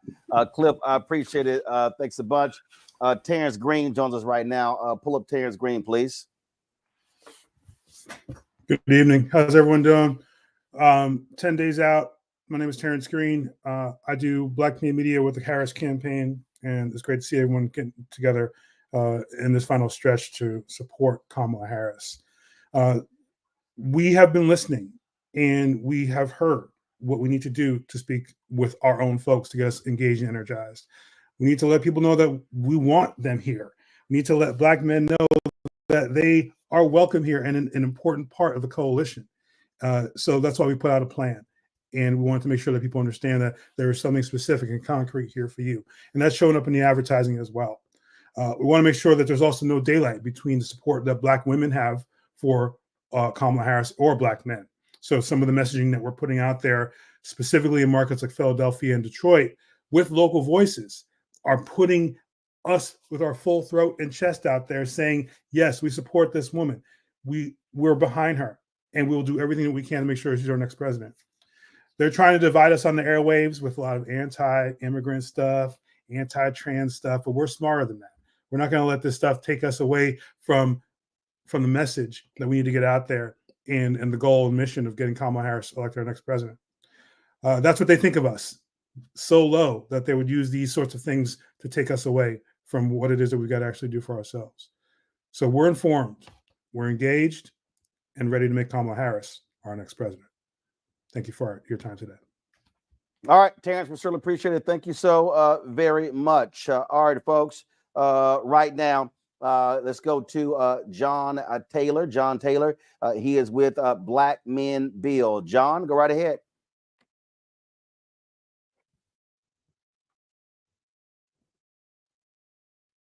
John Taylor with Black Men, the Black Male Initiative. John, turn your camera on. Your camera's not on, John. All right, while John is getting in place, let's go to Chris Jones. Is Chris Jones there? Chris Jones is with Black Male Rural Voters. Chris?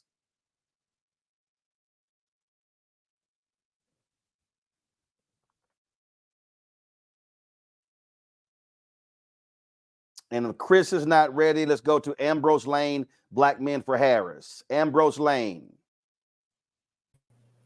All right, who we got? Thank you, Brother Roland. Thank you, Khalil, and the team, Women with Black Men. I'm so grateful to be able to speak to you. Yes, we are doing everything we can to get the vote out, doing souls to the polls, car rides to the polls. We're trying to do everything we can and support Women with Black Men and their trips to Pennsylvania. But one thing I want to just note to all the brothers, we're also working, we're grateful that the Harris campaign came up with an agenda for Black men, but we also know that that's number one, it was historic for her to do that. But number two, we also know that it's a conversation starter. We know that there are some things that we still have to work on in terms of issues facing Black men.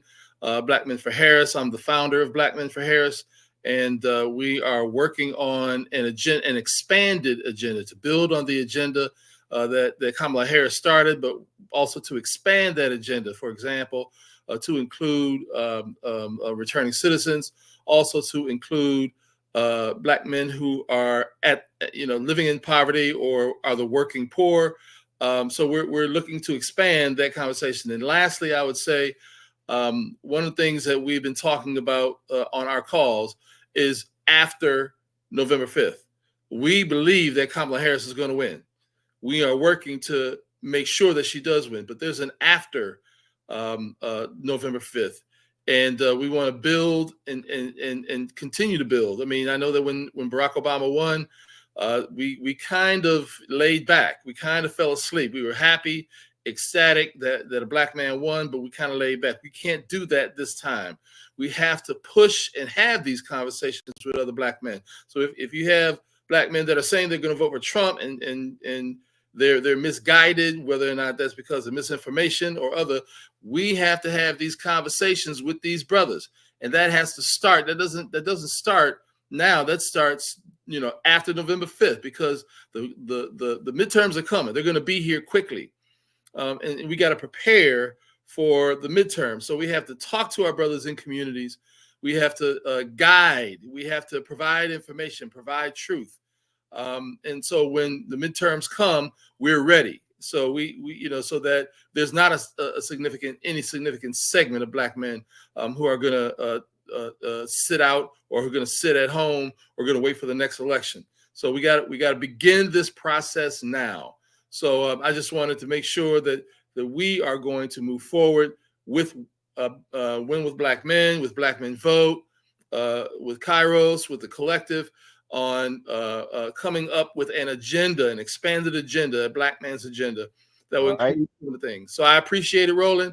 All right. Appreciate it, brothers. Have a great day. All right, Ambrose, certainly appreciate it. Thank you so very much. Do we have John Taylor or Chris there? Do we have John or Chris? Who do we have? Hey. Go right ahead. All right, Roland, appreciate you, man. Appreciate you, Khalil. Appreciate you, Bakari, all of you all and Mike Blake. Look, I'm I'm a co-chair, national co-chair of Dirt Road Democrats.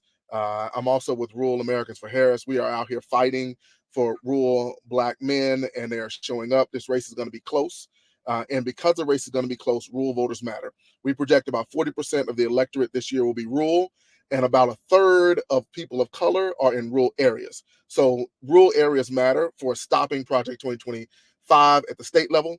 And when we speak to rural Black men, we're talking about building houses in rural areas because of the lack of housing availability and affordability. Forgivable loans, entrepreneurship. Black farmers are excited because they know that Harris will continue to fight for money for them, and they know what Trump did, which fought against them. And I'll tell you, I'm a girl dad. I have 3 daughters, Jordan, Janelle, and Jasmine. And there are a lot of rural Black men who are girl dads, and they know what it would mean to live under a Donald Trump. So they want their girls to live under a VP Harris administration. Last thing I'll say is that engagement matters. And Wendell Pierce and Win with Black Men showed up because it's not only about swing states. We have to focus there. It's also swing districts. And with those swing districts, they showed up in West Memphis. They fought against the MAGA Republican Party, was trying to eliminate early voting, and we won. And because of that, we set record turnout on the first 2 days of voting in West Memphis. And we're going to get Rodney Govins into Congress, Jesse Magruder into the House, Lincoln Barnett in the State House. We're going to do this, y'all.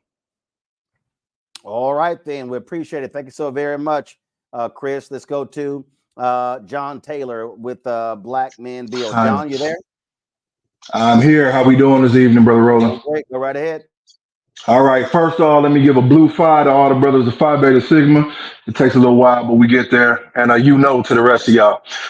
So we're clear. In Georgia, on the ground, brothers are in motion, but it's not just in Georgia. I've heard a lot on this call tonight and on each of these calls about what brothers need to do. And I just want to be clear about what brothers are doing. With our organizations and our network on Black Male Initiative, we have knocked over 935,000 doors, attempted conversations during this cycle, and had over 195,000 conversations. So when we listen to pollsters and we believe the hype, we might think we're losing. It may be neck and neck, but it's not neck out. Out of those 195,000 conversations that we've had, we're clear about the fact that about 82% of the people that we've talked to, ages 18 to 35, folks that they consider low propensity, infrequent, that we know are low investment, are supporting a progressive agenda. We understand that the gap that they're concerned about is being cleared on the ground every day. And most importantly, I want to say thank you to the brothers that are standing in the way, that are out there every day, that are having these conversations. So we're coming with a very clear message at Black Male Initiative. Don't believe the hype, believe the heat. Believe what you see on the ground. Believe what brothers are telling you. Believe what brothers are showing you. Don't believe what they say about us. And there should never be a conversation about us without us. So believe that you have to be part of it because we want you in it. Thank you, Brother Roland. All right, then. We certainly appreciate it. Thank you so very much, John. Thanks a bunch. Let's now go to, give me 1 second. Let's go to get a battleground update from Georgia. Theron Johnson, go right ahead.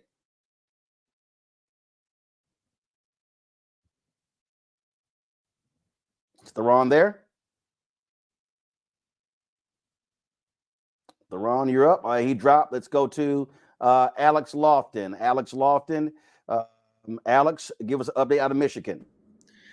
Update out of Michigan. Hey, y'all. Great. Thanks for having me on. 1.5 million voters have voted already here in Michigan. About a quarter of them, that's kind of a quarter of total voters. And we believe about 1/3 of them are voters for us here in Michigan. There's been 2 ways for people to get voting already. Vote by mail, in-person voting. So far, vote by mail returns lower than 2020 to be understandable because of COVID. But Wayne, Genesee County, Detroit, Flint, These are places that are looking better than returns in the overall state. So a lot of great momentum here. In-person early voting started across the state yesterday, started in Detroit last week. And since then, about 12,000 Detroiters have voted in person, and 150,000 yesterday voted in person early. So we're waiting on data on exactly who voted there, but we're feeling pretty optimistic. At the doors, I got to do some door knocking this weekend in Detroit, and Black men in particular, understandably, a lot of skepticism, ambivalence, but they just need to have more folks at the door who can really connect and aren't some sort of semi-retired person from California, but somebody who can actually connect more deeply. Voter intimidation has already started. Mainly so far, the reports of that has been outside of Detroit, in more rural areas or suburban areas. But we're going to keep monitoring that and see if that picks up. And we need help. We need your help to come win. I'm going to put it in the chat right after this. A couple of ways you can get involved: signing up to volunteer with us and knock on some doors. Also, voter protection is going to be a really big thing here. So we're feeling fired up, ready to go. But we got a lot of work, and we need all the help we can get. So come on out and help us out. All right, then. We appreciate that so very much. Let's go back. Let's go to Georgia. Theron looks like he's got his camera ready. Theron, you there? Yeah, it's Darren. How you doing, Roland? Darren, go right ahead. Hey guys, thank you all so much for being on this call. Very honored to be able to pop in with all these great men and organizers from all across the U.S. But in the state of Georgia, we're fired up and ready to go. So can be more proud of this team that we have. Since the inception of this campaign, when it was Biden Harris, we didn't stop working. We've been building a very strong infrastructure. Then, of course, when Vice President Harris became the nominee, we got right to work. And so we're talking about immediately getting about 40,000 volunteers. We have 32 offices across the state that are open, roughly about 220 paid workers. And of course, you guys have seen it all on television. We've been having some packed out rallies. The vice president was just in DeKalb County, which is a very strong county in Georgia, the most Democratic county performing-wise in Georgia, with former President Barack Obama, Tyler Perry, Samuel Jackson, Raphael Warnock, Senator Ossoff, Spike Lee, you name it. All these people were there speaking. And so we're really fired up in this state and ready to go. Now, we've had some challenges. You guys are all probably seeing that we have a state board of elections that tried to really put forth some rules at the very last minute to try to change how we elect people in this state. And so fortunately, the U.S. Supreme Court struck down those proposals. But, we got a big voter protection team here in Georgia ready to go. The last thing I would tell you is that early voting. We had a record number of people who came out and voted on the first day early voting. We almost quadrupled the size of people who voted back in 2020. And as we're on this call tonight, we've had 2.8 million people vote in Georgia right now, and we're about 1% over where we were last time in 2020. So we're talking about in metro areas like Atlanta, but also down in Savannah, Georgia, up in Rome, Georgia, over in Columbus, Georgia. We're seeing a very, very big number of early votes, and it's a lot of women who are voting. And based on polling and focus groups that we've all been a part of, women are definitely fired up. But more importantly, I'm very proud of the Black men who have stepped up, including myself, who are on the airways every day in their chats, in their barbershops, in their churches. We just had a bunch of homecomings in Georgia, HBCU homecomings, PWI homecomings, and so definitely the Harris Walls campaign is doing a phenomenal job. But as the gentleman just said before, we need your help. Please come to Georgia. We are a battleground state. We're going to win. I was very fortunate to be on the Biden-Harris campaign back in 2020, and I'm seeing striking similarities of how good we're trending in these last days, not just with enthusiasm and money, but with people showing up to these rallies. Neighborhoods are getting more involved, and so I definitely think that we're going to exceed the number of early votes and absentee voting. We're paying very close attention to that, but we're very fired up in Georgia, and come join us, y'all, in this movement. All right, then. Theron, we appreciate it. Thank you so very much. Let's now go to, let's see here, North Carolina. Let's go to Mayor Leonardo Williams. Mayor Williams, how you doing? Hey, what's going on, Frat? It's good to see everybody again tonight. You know, I've heard a lot on the call tonight, man, and I think since the last time I've spoken, I've gotten a little bit more frustrated, only because I feel like there are forces out there trying to make us a composite. And I talked about an article that came out last time, but we actually found that article was from the John Locke Foundation, talking about Black people are just not voting, when in fact, as Quentin said, we have the data. You know, but I wanted to go take a different angle tonight. You know, as a mayor and a Bloomberg fellow, we are heavily involved with mayors around the world.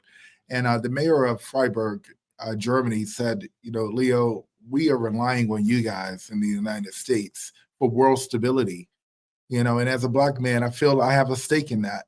But it was the people from Ukraine that I just met in Mexico City just last week that said, you know, if Trump wins, then when I go back home, I die because there's no way we're going to survive this war. And I just want you all to think about putting your death date on a calendar. That was heavy, you know. So we have our issues that we need to focus on here internally, but we really do need to turn out, because if we don't, we have world issues to deal with as well. You know, so the responsibility is bigger than just us right here. The world is literally relying on us tomorrow. And just to make sure we're not a composite, tomorrow, I'm actually going to go and visit the young men of color at the Durham Nativity School right here in Durham, North Carolina. And we're going to talk about the importance of voting. But then I'm going to walk with them to the public library to see people voting so that they can become entrenched in this culture of civic engagement and understand it as their civic obligation, so that they can ensure that their families are voting, but also when they're of age, they're doing their part. So get uncomfortable, talk to folks that you are uncomfortable talking to about voting, get your brothers out there. We have a bigger responsibility, started with us, but literally the world is relying on us. Appreciate you, man. All right, then. I appreciate it. Thank you so very much. With Reverend Amos Brown, whoever's with him, please turn on his camera. Please turn on his camera so we can have him up. So please let me know when he is ready, please. Thank you so very much. Let's talk about the Southern states. Mike Bland. Mike Bland, you there? Mike Bland?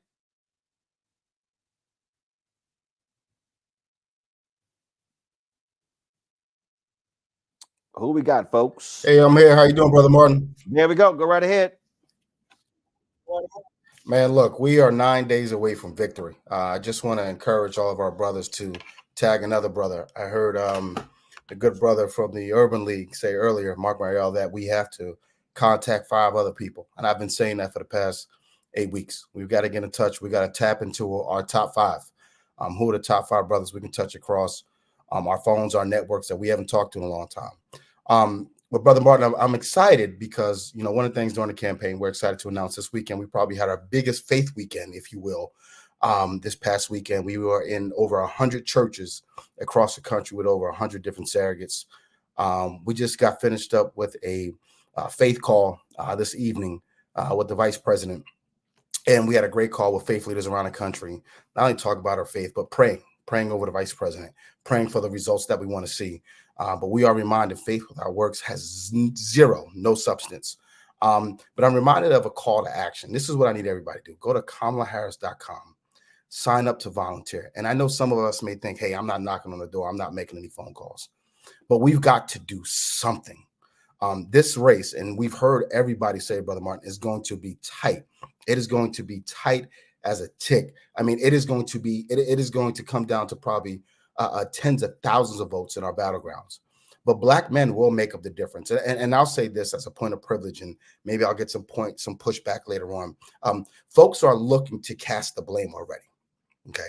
They're looking to cast the blame, whether it be on Black men, younger Black men, the young folks, the older folks. But this narrative that Black men do not vote, we have to decimate that narrative. We have to encourage each other. We have to give each other the facts to get out to vote. And we have to organize beyond our churches, beyond our 4 walls, beyond our organizations. I belong to one of the best and oldest organizations as a Prince Hall Freemason, South of Heaven, right? But one of the things, as a brother said earlier, is We have to encourage every single brother, not only in our church, but our fraternities, our auxiliary groups, to vote.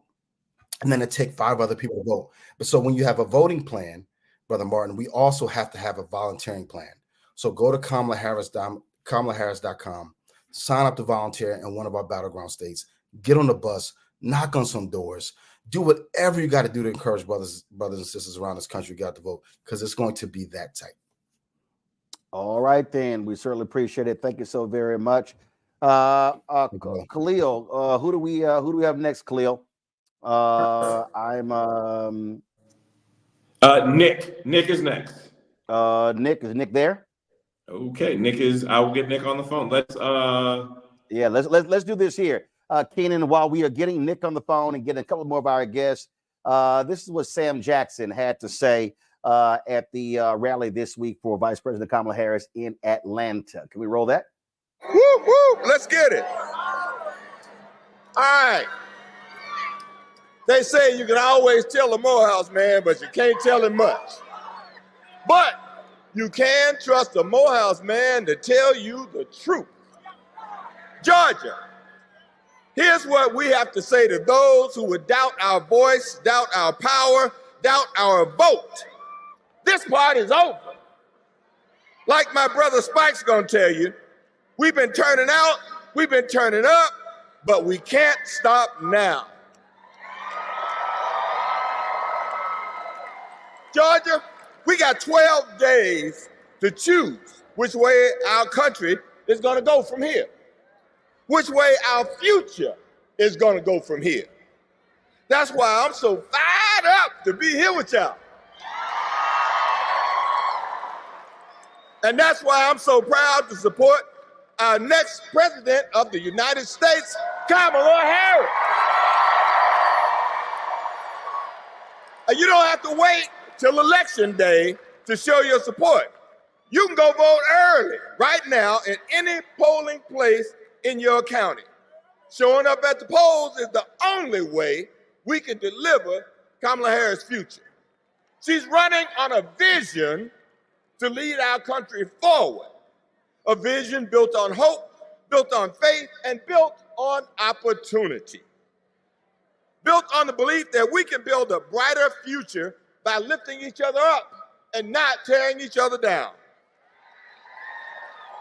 She's running on a proven track record of fighting for the people, standing up to bullies, protecting the most vulnerable, and taking on the toughest fights. And we've heard her favorite curse word is a favorite of mine too. But I ain't gonna say that word. But I don't know about you, but that's the kind of president I can stand behind. That's the kind of president I can see leading our country forward. Now, as for the unmentionable, we've seen that horror show before. And there's no way, no how we gonna make America great again. We are not going back.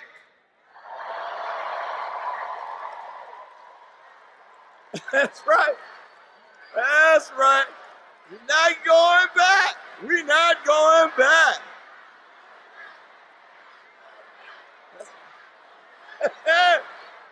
Oh, yeah. So, Georgia, we can't let up. We got 12 days to run through the tape. We got to knock on doors. We got to make some calls.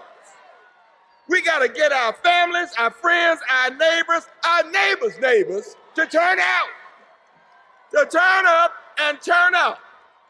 But most of all, we got to show them all our vote is our voice. Our voice is our power. And our power is how we win. Thank you. We are not going back. You damn right. That's what I'm talking about. Yeah. Yeah. All right, folks. That was Sam Jackson this week at the Kamala Harris rally in Atlanta. Nick, joining us out of Wisconsin. Nick, give us an update of what's happening on the ground in Wisconsin.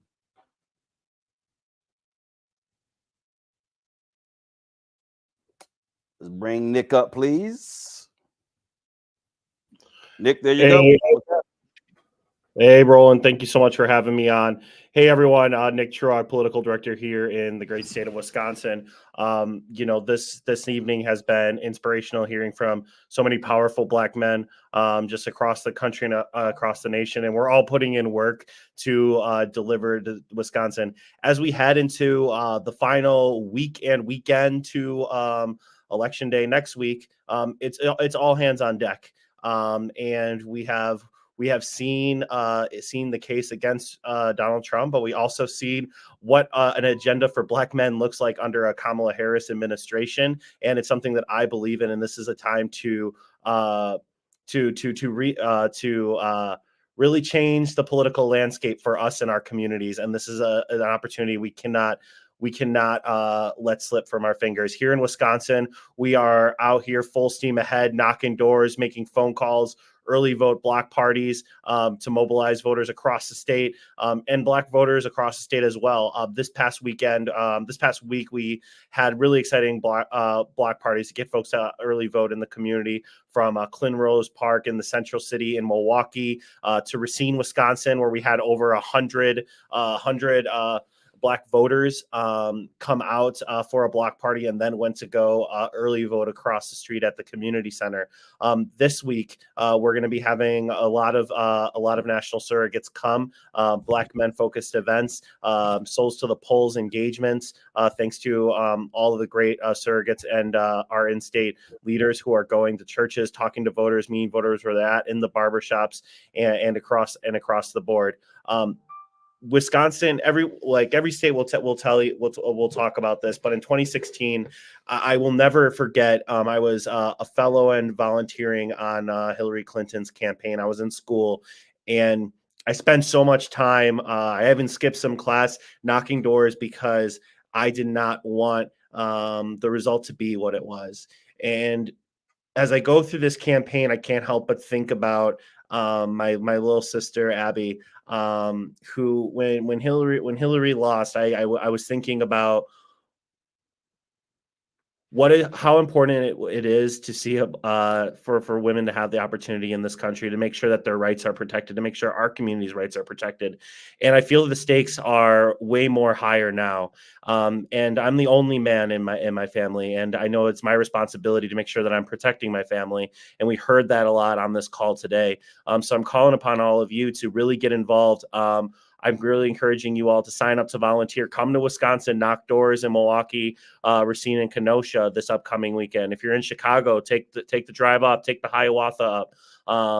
Volunteer with us, knock some doors, do some phone calls.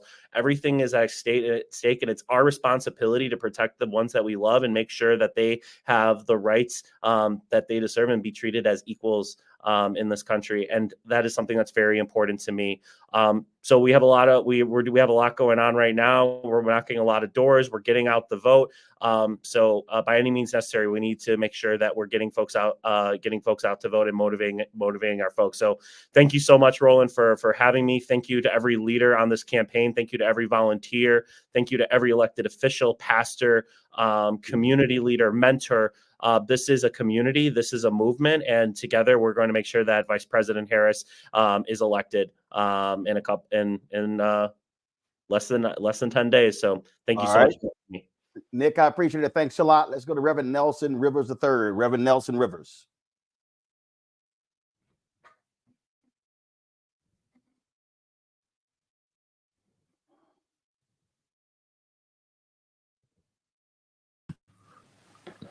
Hey, Roland.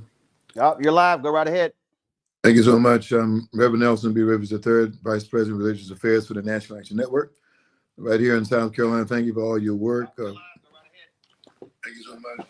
Reverend Nelson B. Rivers III, Vice President of Religious Affairs. We're doing the best we can all over the country. Reverend Sharpton is on the road. He'll be in Arizona and Nevada this week. We'll be with him as well during this time. I've heard a lot of talk tonight about the plight of our community, what black men are going to do. But I have had the experience in talking to clergy and talking to young brothers around. They just want somebody to be able to explain it to them, why this is so important. I tell them like this, we are the first generation that's in danger of having our children have less rights than we did. I've been at this a long time. I'm going to my 40 plus years. And every time we've had rights given or won for our children until we come to this. And so this is important. Don't let anybody lie to you. Democracy is at stake. Our vote is at stake, and our very lives are at stake. That's not hyperbole. That's just real. They told you who they are. Believe them when they tell you. So thank you for your work. Thank you for all that's been done, going to be done. We're going to turn out this vote in both South Carolina and around the country. The question will be, will we sit on the sideline and let it happen to us when we can make sure it happens for us? Thank you so much. All right, Reverend Nelson Rivers, I appreciate that. That 1 minute, 19 seconds. Look at that. Preachers are handling the time tonight. All right. Thank you so very much. Bless you, bro. Thank you. Do we have, let's see, we do not have Amos Brown. So let's do this here. Guys, we're going to make one more attempt to get Reverend Amos Brown, get his camera or audio straight. He, of course, is the pastor of Vice President Kamala Harris. Keenan, let's roll with Spike Lee's comments. No, let's do the BET promo. I haven't seen it, but let's roll with that. Go right ahead. I am D.L. Hughley. With so much at stake this November, there is a lot to discuss. We want a seat at the table. Join me as I talk with special invited guests for deep and honest discussion with the brothers. I don't feel either of them really represent what I'm looking for. To hear their thoughts, their feelings, and what issues matter to them in the upcoming election. This election is not about the two people running, it is about our future. Join us for BET Black Men Summit. Tuesday at 10 on BET. All right, then. Appreciate that. Let me know if we got Reverend Amos Brown. Let's roll with Spike Lee. This is what Spike had to say this week in Atlanta. What's up, George? How you doing? It always feels good to come home. I'm a Grady baby. Born right here, March 20th, 1957 in Atlanta. I'm a third generation Spelman Morehouse legacy. And it's homecoming. Power is knowing your past. And right now, we're 12 days out from the most pivotal election of our times. There's nowhere else, even Madison Square Garden. I'd rather be here tonight or Yankee Stadium. We're in the World Series. Because let me tell you, Georgia's where our future is being written. No joke. Georgia, you've been showing up and showing out. Smash into smithereens. Every voter records left and right. Turn it out in full force. Now, you gotta listen to science. I'm dropping science right here. No matter what kind of shenanigans, skullduggery, and subterfuge, the okey doke, the flim flam, we're not going for that. Are we going for that? Hell no! One more time. One more. Hell to the die!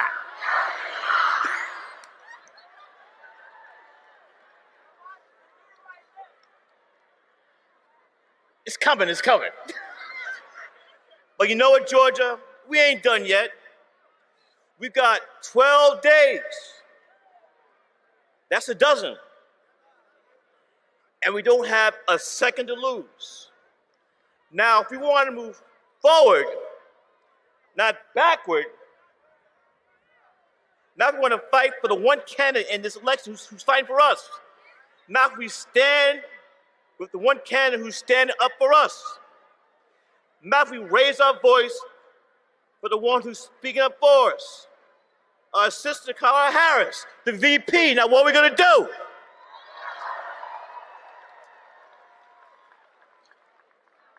Almost done. And look, I don't even have to ask Do you know? Do you know? Do you know? Do you know?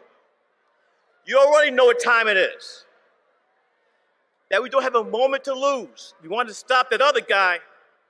I don't call him by his name. I call him Agent Orange.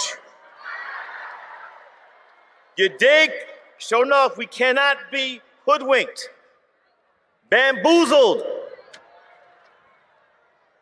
led astray. Now you know where that's from.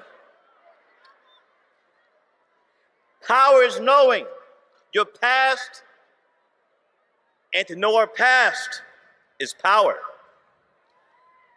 And sisters and brothers, right now it's time to choose direction we want for the future.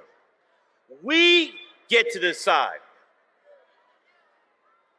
So we gotta wake up. We gotta open our eyes to what's at stake. And to quote Parliament Funkadelic, we gotta turn this mother out. Now you know about P-Funk.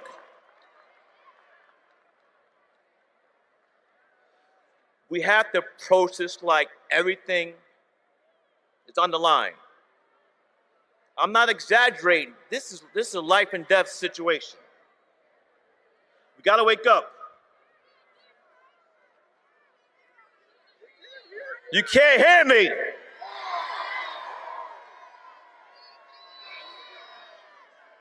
I'm not starting over. Anyway, I want to thank everyone for coming out. You look beautiful from here.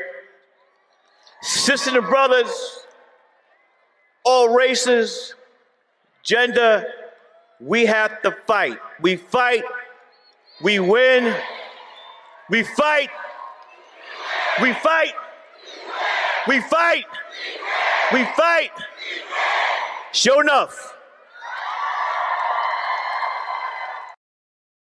All right, that was Spike Lee at the rally in Atlanta this week. Let's see here. I think we finally have Reverend Amos Brown. Reverend Brown, are you there? Brother Roland, I am here. There you go. To all the brothers on the call, I just simply want to say with 10, we can win. Each of us has at least 10 persons in our network. And if we would call 10 more, geometrically, our numbers will multiply. And we will have the sufficient number to send 45 where he belongs, to rest and never to bother us again. He does not epitomize anything that represents humanity, decency, fairness, justice, and respect for us as African Americans. Come on, brothers, we can do it. And as Daddy King would say, never give up. Don't give up on yourself. Don't give up on your families, your church, and your community. For when we stick together, we can win. Reverend George Washington Lee, on May the 7th, 1955, was murdered in Belzona, Mississippi, because he wouldn't take his name and his wife's name off of the voting roll in Humphreys County, Mississippi. Swerna, Goodman, and Cheney gave up their lives for the right to vote for many blacks in the Mississippi Delta. Don't trample, don't spit on their graves. Let us do the right thing and vote on November the 5th. All right. Reverend Amos Brown, my alpha brother. I appreciate it, sir. Thank you so very much. Thank you. Thank you. Closing comments. I'll start with you, Mike Blake. Mike? Yeah, brother. Everybody, you've heard it. Let's be clear. You got inspired by a former president. You're hearing the direction and Don't think your camera's on, Mike. But keep talking. I can see it here. Okay. Your camera froze. Just keep talking. So everybody, we got work to do. We have 9 days. So again, we put it in the chat. We need for you to be volunteering. We need for you to be making phone calls. We need for you to do the work right now. So again, we're going to put it in the chat again. At the end of the day, phone calls, knocking on doors, voter protection, over and over again. You do that, we'll bring this home. Roland, thank you, brother. Appreciate it. Thanks a lot. Khalil. I couldn't say it better than my brothers. Thank you, Roland. Thank you, Michael. Thank you, Bakari. Thank you, Quentin. Thank you to the phalanx of men who have come before me and before us, the shoulders who we stand upon, whether it's Goodwin and Cheney, whether it's Medgar Evers, whether it's Reverend Dr. Martin Luther King, whether it's Malcolm X. The names can go on and on. Those that have lost their lives too soon. Whether it is Oswald Thompson, Hakeem, Ater, and others who are with us, we want to take in this power of tonight and really lean into the work that we're doing. So we ask each and every one of you, go to winwithblackmen.org tonight. We would love it if you can make a contribution to continue in the fight and the work that we're doing. But more importantly, we would really appreciate if you could sign up to get on a bus and go knock on some doors. Do some good community organizing. Like my president 44 said earlier, and sign on to get on a bus, whether it's from DC to Pennsylvania, South Carolina to Georgia, Virginia to North Carolina, or Chicago to Wisconsin and going to Milwaukee. And then on Tuesday, National Early Vote Day. It's our day of action here at Win with Black Men, as well as we're partnering with Collective PAC, Kairos Democracy Project, and others to get out the vote on National Early Vote Day, doing every single thing we can.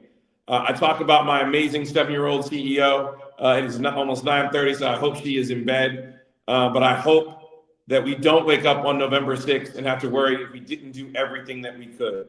So again, go to winwithblackmen.org, sign up to get on the bus, sign up to be a state captain, contribute what you can, and let's continue this work. Not only on November 5th, but we're going to start doing our work and holding accountability for whoever sits at 1600 Black Lives Matter Way.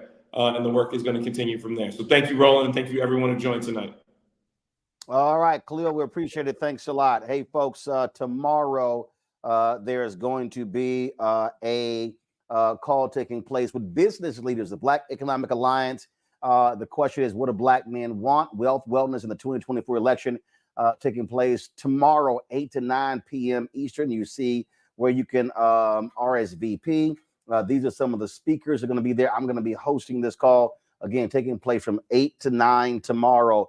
So we look forward to that call. You saw the BET promo, the D.L. Hughley hosted BET special is going to be airing on Tuesday night as well. I'm going to be, of course, in D.C. covering the vice president's speech at the Ellipsis, the same place Donald Trump led the insurrection on January 6, 2021. So look for us to cover that on the Roland Martin Unfiltered and the Black Star Network. Of course, we'll be live 6 to 8 p.m. Eastern tomorrow. And so please download the Black Star Network app, Apple phone, Android phone, Apple TV, Android TV, Roku, Amazon Fire TV, Xbox One, Samsung Smart TV as well. All right, folks, we're going to close this out. First of all, let me thank everybody for being here. President Barack Obama, all of the speakers, Lieutenant Governor Garland Gilchrist, all of the mayors, all of the civil rights leaders, everybody who's on the call today. We certainly appreciate the input from every person here. So we're going to close this thing out. He gave a hell of a speech in Atlanta and spoke truth to power. And so, folks, Tyler Perry is going to take us home with his endorsement and his powerful, powerful speech about Vice President Kamala Harris. I'll see you guys tomorrow on the Black Star Network. Tyler, take it away. Hello, Georgia. Hello, hello, hello. I got to tell you, I've been a resident here for a little more than 30 years, so I know a few things about Georgia. What I want to share with you today is that this is where I found the American dream for myself. And lately I found myself having my feet in two different worlds. One where I'm talking to very wealthy people at their table, and then I come to work and I'm talking to people who work for me about everyday problems and everyday issues. So it puts me in a very, very peculiar spot to be able to talk to you. And I'm grateful for that, having my feet in both those worlds, because I still remember what it was like to stand at the Winn-Dixie on Buford Highway and have $20 and try to figure out how do I make this meal work for the week. I know what it's like to have my landlord knocking at the door and I'm in the bed hiding because I don't want him to knock on the door because I know he has an eviction notice. I know what it's like to be homeless here in Georgia. I know what it's like to have to scrape up enough money to get to stay at a pay-by-the-week hotel off of Buford Highway. I know what it's like. I know what it's like to sleep in my car wrapped in my grandmother's quilt because I had no place to go. I know what it's like to come from work and walk outside and realize that my car has been repossessed.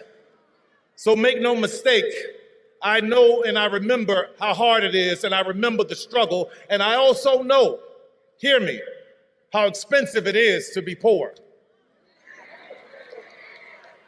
But I also believed in an American dream. And when I was coming here to Georgia, I was looking for inspiration, and there was this show called Lifestyles of the Rich and Famous. And there was a man on there that I really admired, I looked up to. He had a helicopter, and his name was on hotels all over the place. He was, hold on just a second, let me get through this so you hear what I'm saying. Young black men admired him because his name was in rap lyrics. So when I first started making a little money, the first thing I did was checked into the Trump Hotel because I wanted to feel that specialness. But then I started to do my research. Research is important. Truth is important. Facts are important. I found out about a discrimination lawsuit against he and his father because they didn't want people like me in their building. I found out about him taking a full-page ad out on young black men in the New York Times. I found out about the birther lie. We all heard it, saying that Barack Obama was not born in this country. There are undertones there and there are echoes there that we all had to pay attention to. So I watched him when he won the presidency. I watched him say that there were good people on both sides when neo-Nazis were screaming, "Jews will not replace us." I watched him from the Central Park 5 to Project 2025. And what I realized is that in this Donald Trump America, there is no dream that looks like me. We want a president who believes that this American dream is for everyone. And that president is Kamala Harris.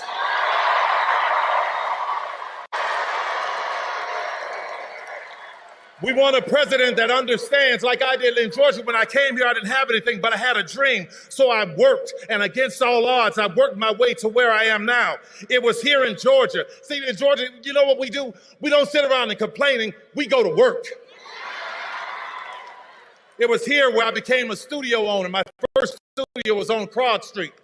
Now that is Cross Street Market.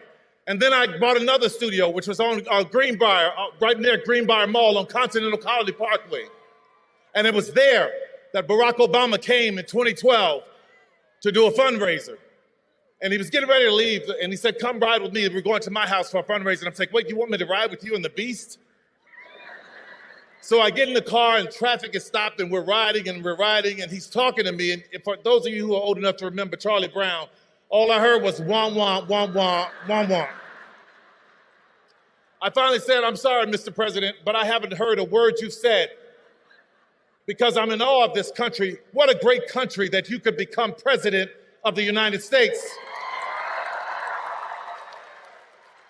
And he turned to me quick as a flash and he said, "Yes, but what a great country that you could become Tyler Perry." From that moment, I went and I bought a bigger studio. I bought Fort McPherson Army Base. Right now, where we hire thousands of people are coming through that doors. And I don't care what was stacked up against me. I don't care. I didn't pay attention to that. What I paid attention to was, how do I help somebody? I broke through that door, laid it down on its side, and let it become a ramp so that somebody else can get higher too. You want to hear something about an American dream? Fort McPherson was once a Confederate Army base where there were Confederate soldiers trying to plot and plan on how to keep 3.9 million Negroes enslaved. Now that land is owned by me.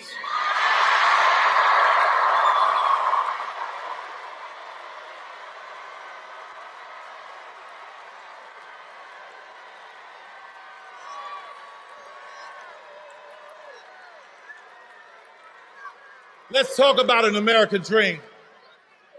It's seniors working so hard and working hard and working, seniors working hard. And what I realized when I bought it, that seniors around, their taxes were going through the roof. So what I did was, I was like, no, you're not gonna come here and take these seniors' houses. I paid everybody's taxes up for years so that they can keep their houses.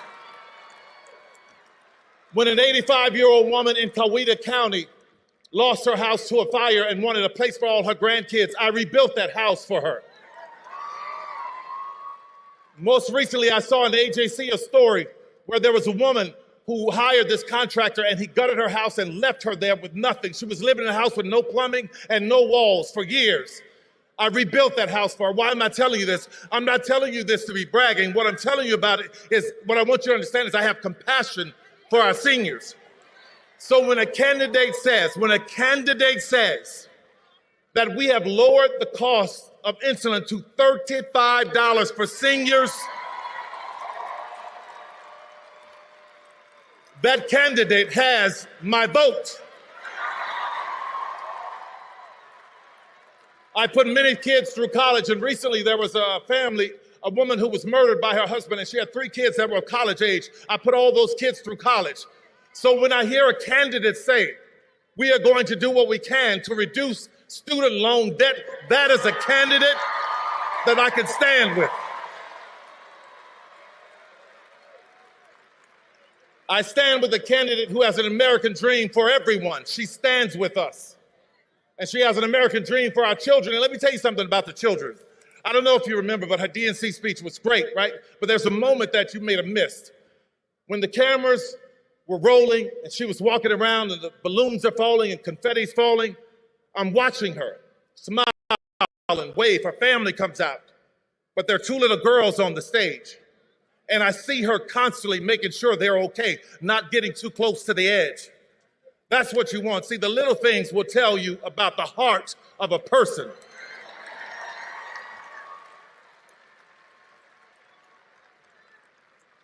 In that speech, she talked about how we have more in common than what separates us. So, Georgia, I want to put that to the test. I didn't have a father who gave me millions of dollars to start a business. Did you? Didn't think so. My mother didn't have some great legacy, but she taught me how to pray my way through a situation. It sounds like we have that in common. I'm the kind of American that believes in a secure border, but at the same time believes that if anyone is coming seeking legal asylum, our arms should be open to them. I'm the kind of American that believes that if you are running for office, you shouldn't sink and tank a bipartisan bill to help the border so that you could use it for your own glory. If you are like me, I worked my ass off to buy my first house and build my business and take care of my family. That is the American dream. I believe if you work that hard, and you put into Social Security, when you get to a certain age, that you put in should be there waiting for you because it's yours. I believe that we all should have affordable health care and it not be replaced with the concept of a plan. What the hell?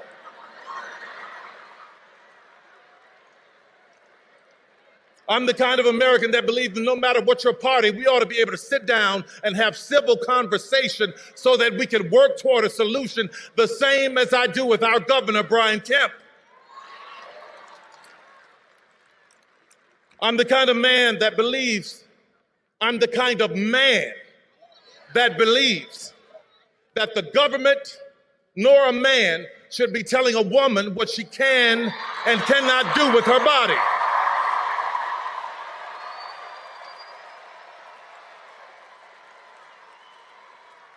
I'm the kind of American who believes that poll workers should do their civic duty without being harassed and threatened like Ruby Freeman and Shay Moss in Fulton County.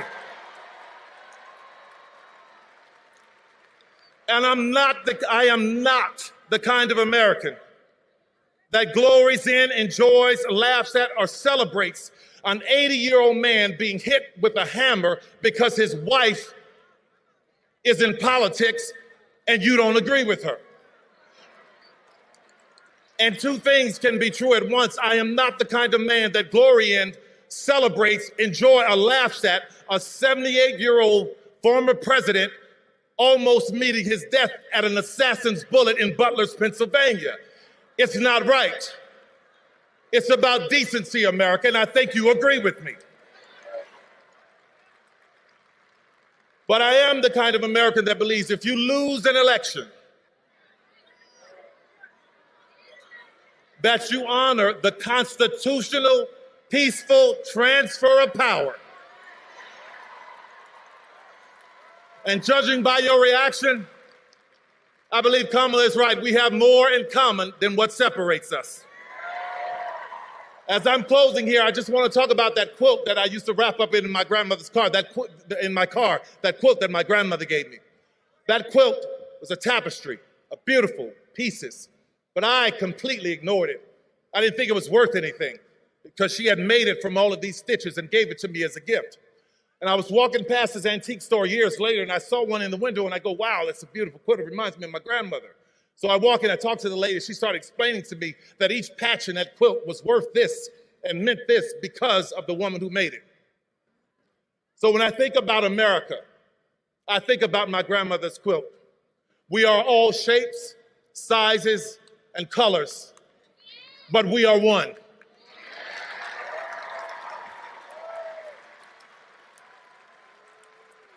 And it was so important for me to stand with a candidate who understands that we as America, we are a quilt. And I could never stand with a candidate who wants America to be a sheet.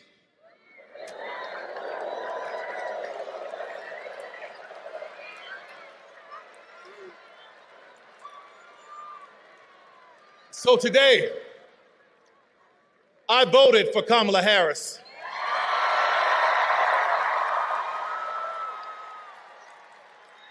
And Georgia, it was only about 11,400 votes that separated Trump and Biden. So every vote counts. So I stand here, full-throated, with my full chest, begging you, imploring you, let's get out and make Kamala Harris the 47th president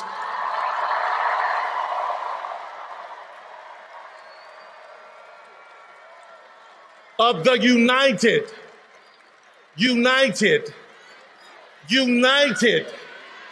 States of America. Thank you, everybody. God bless you.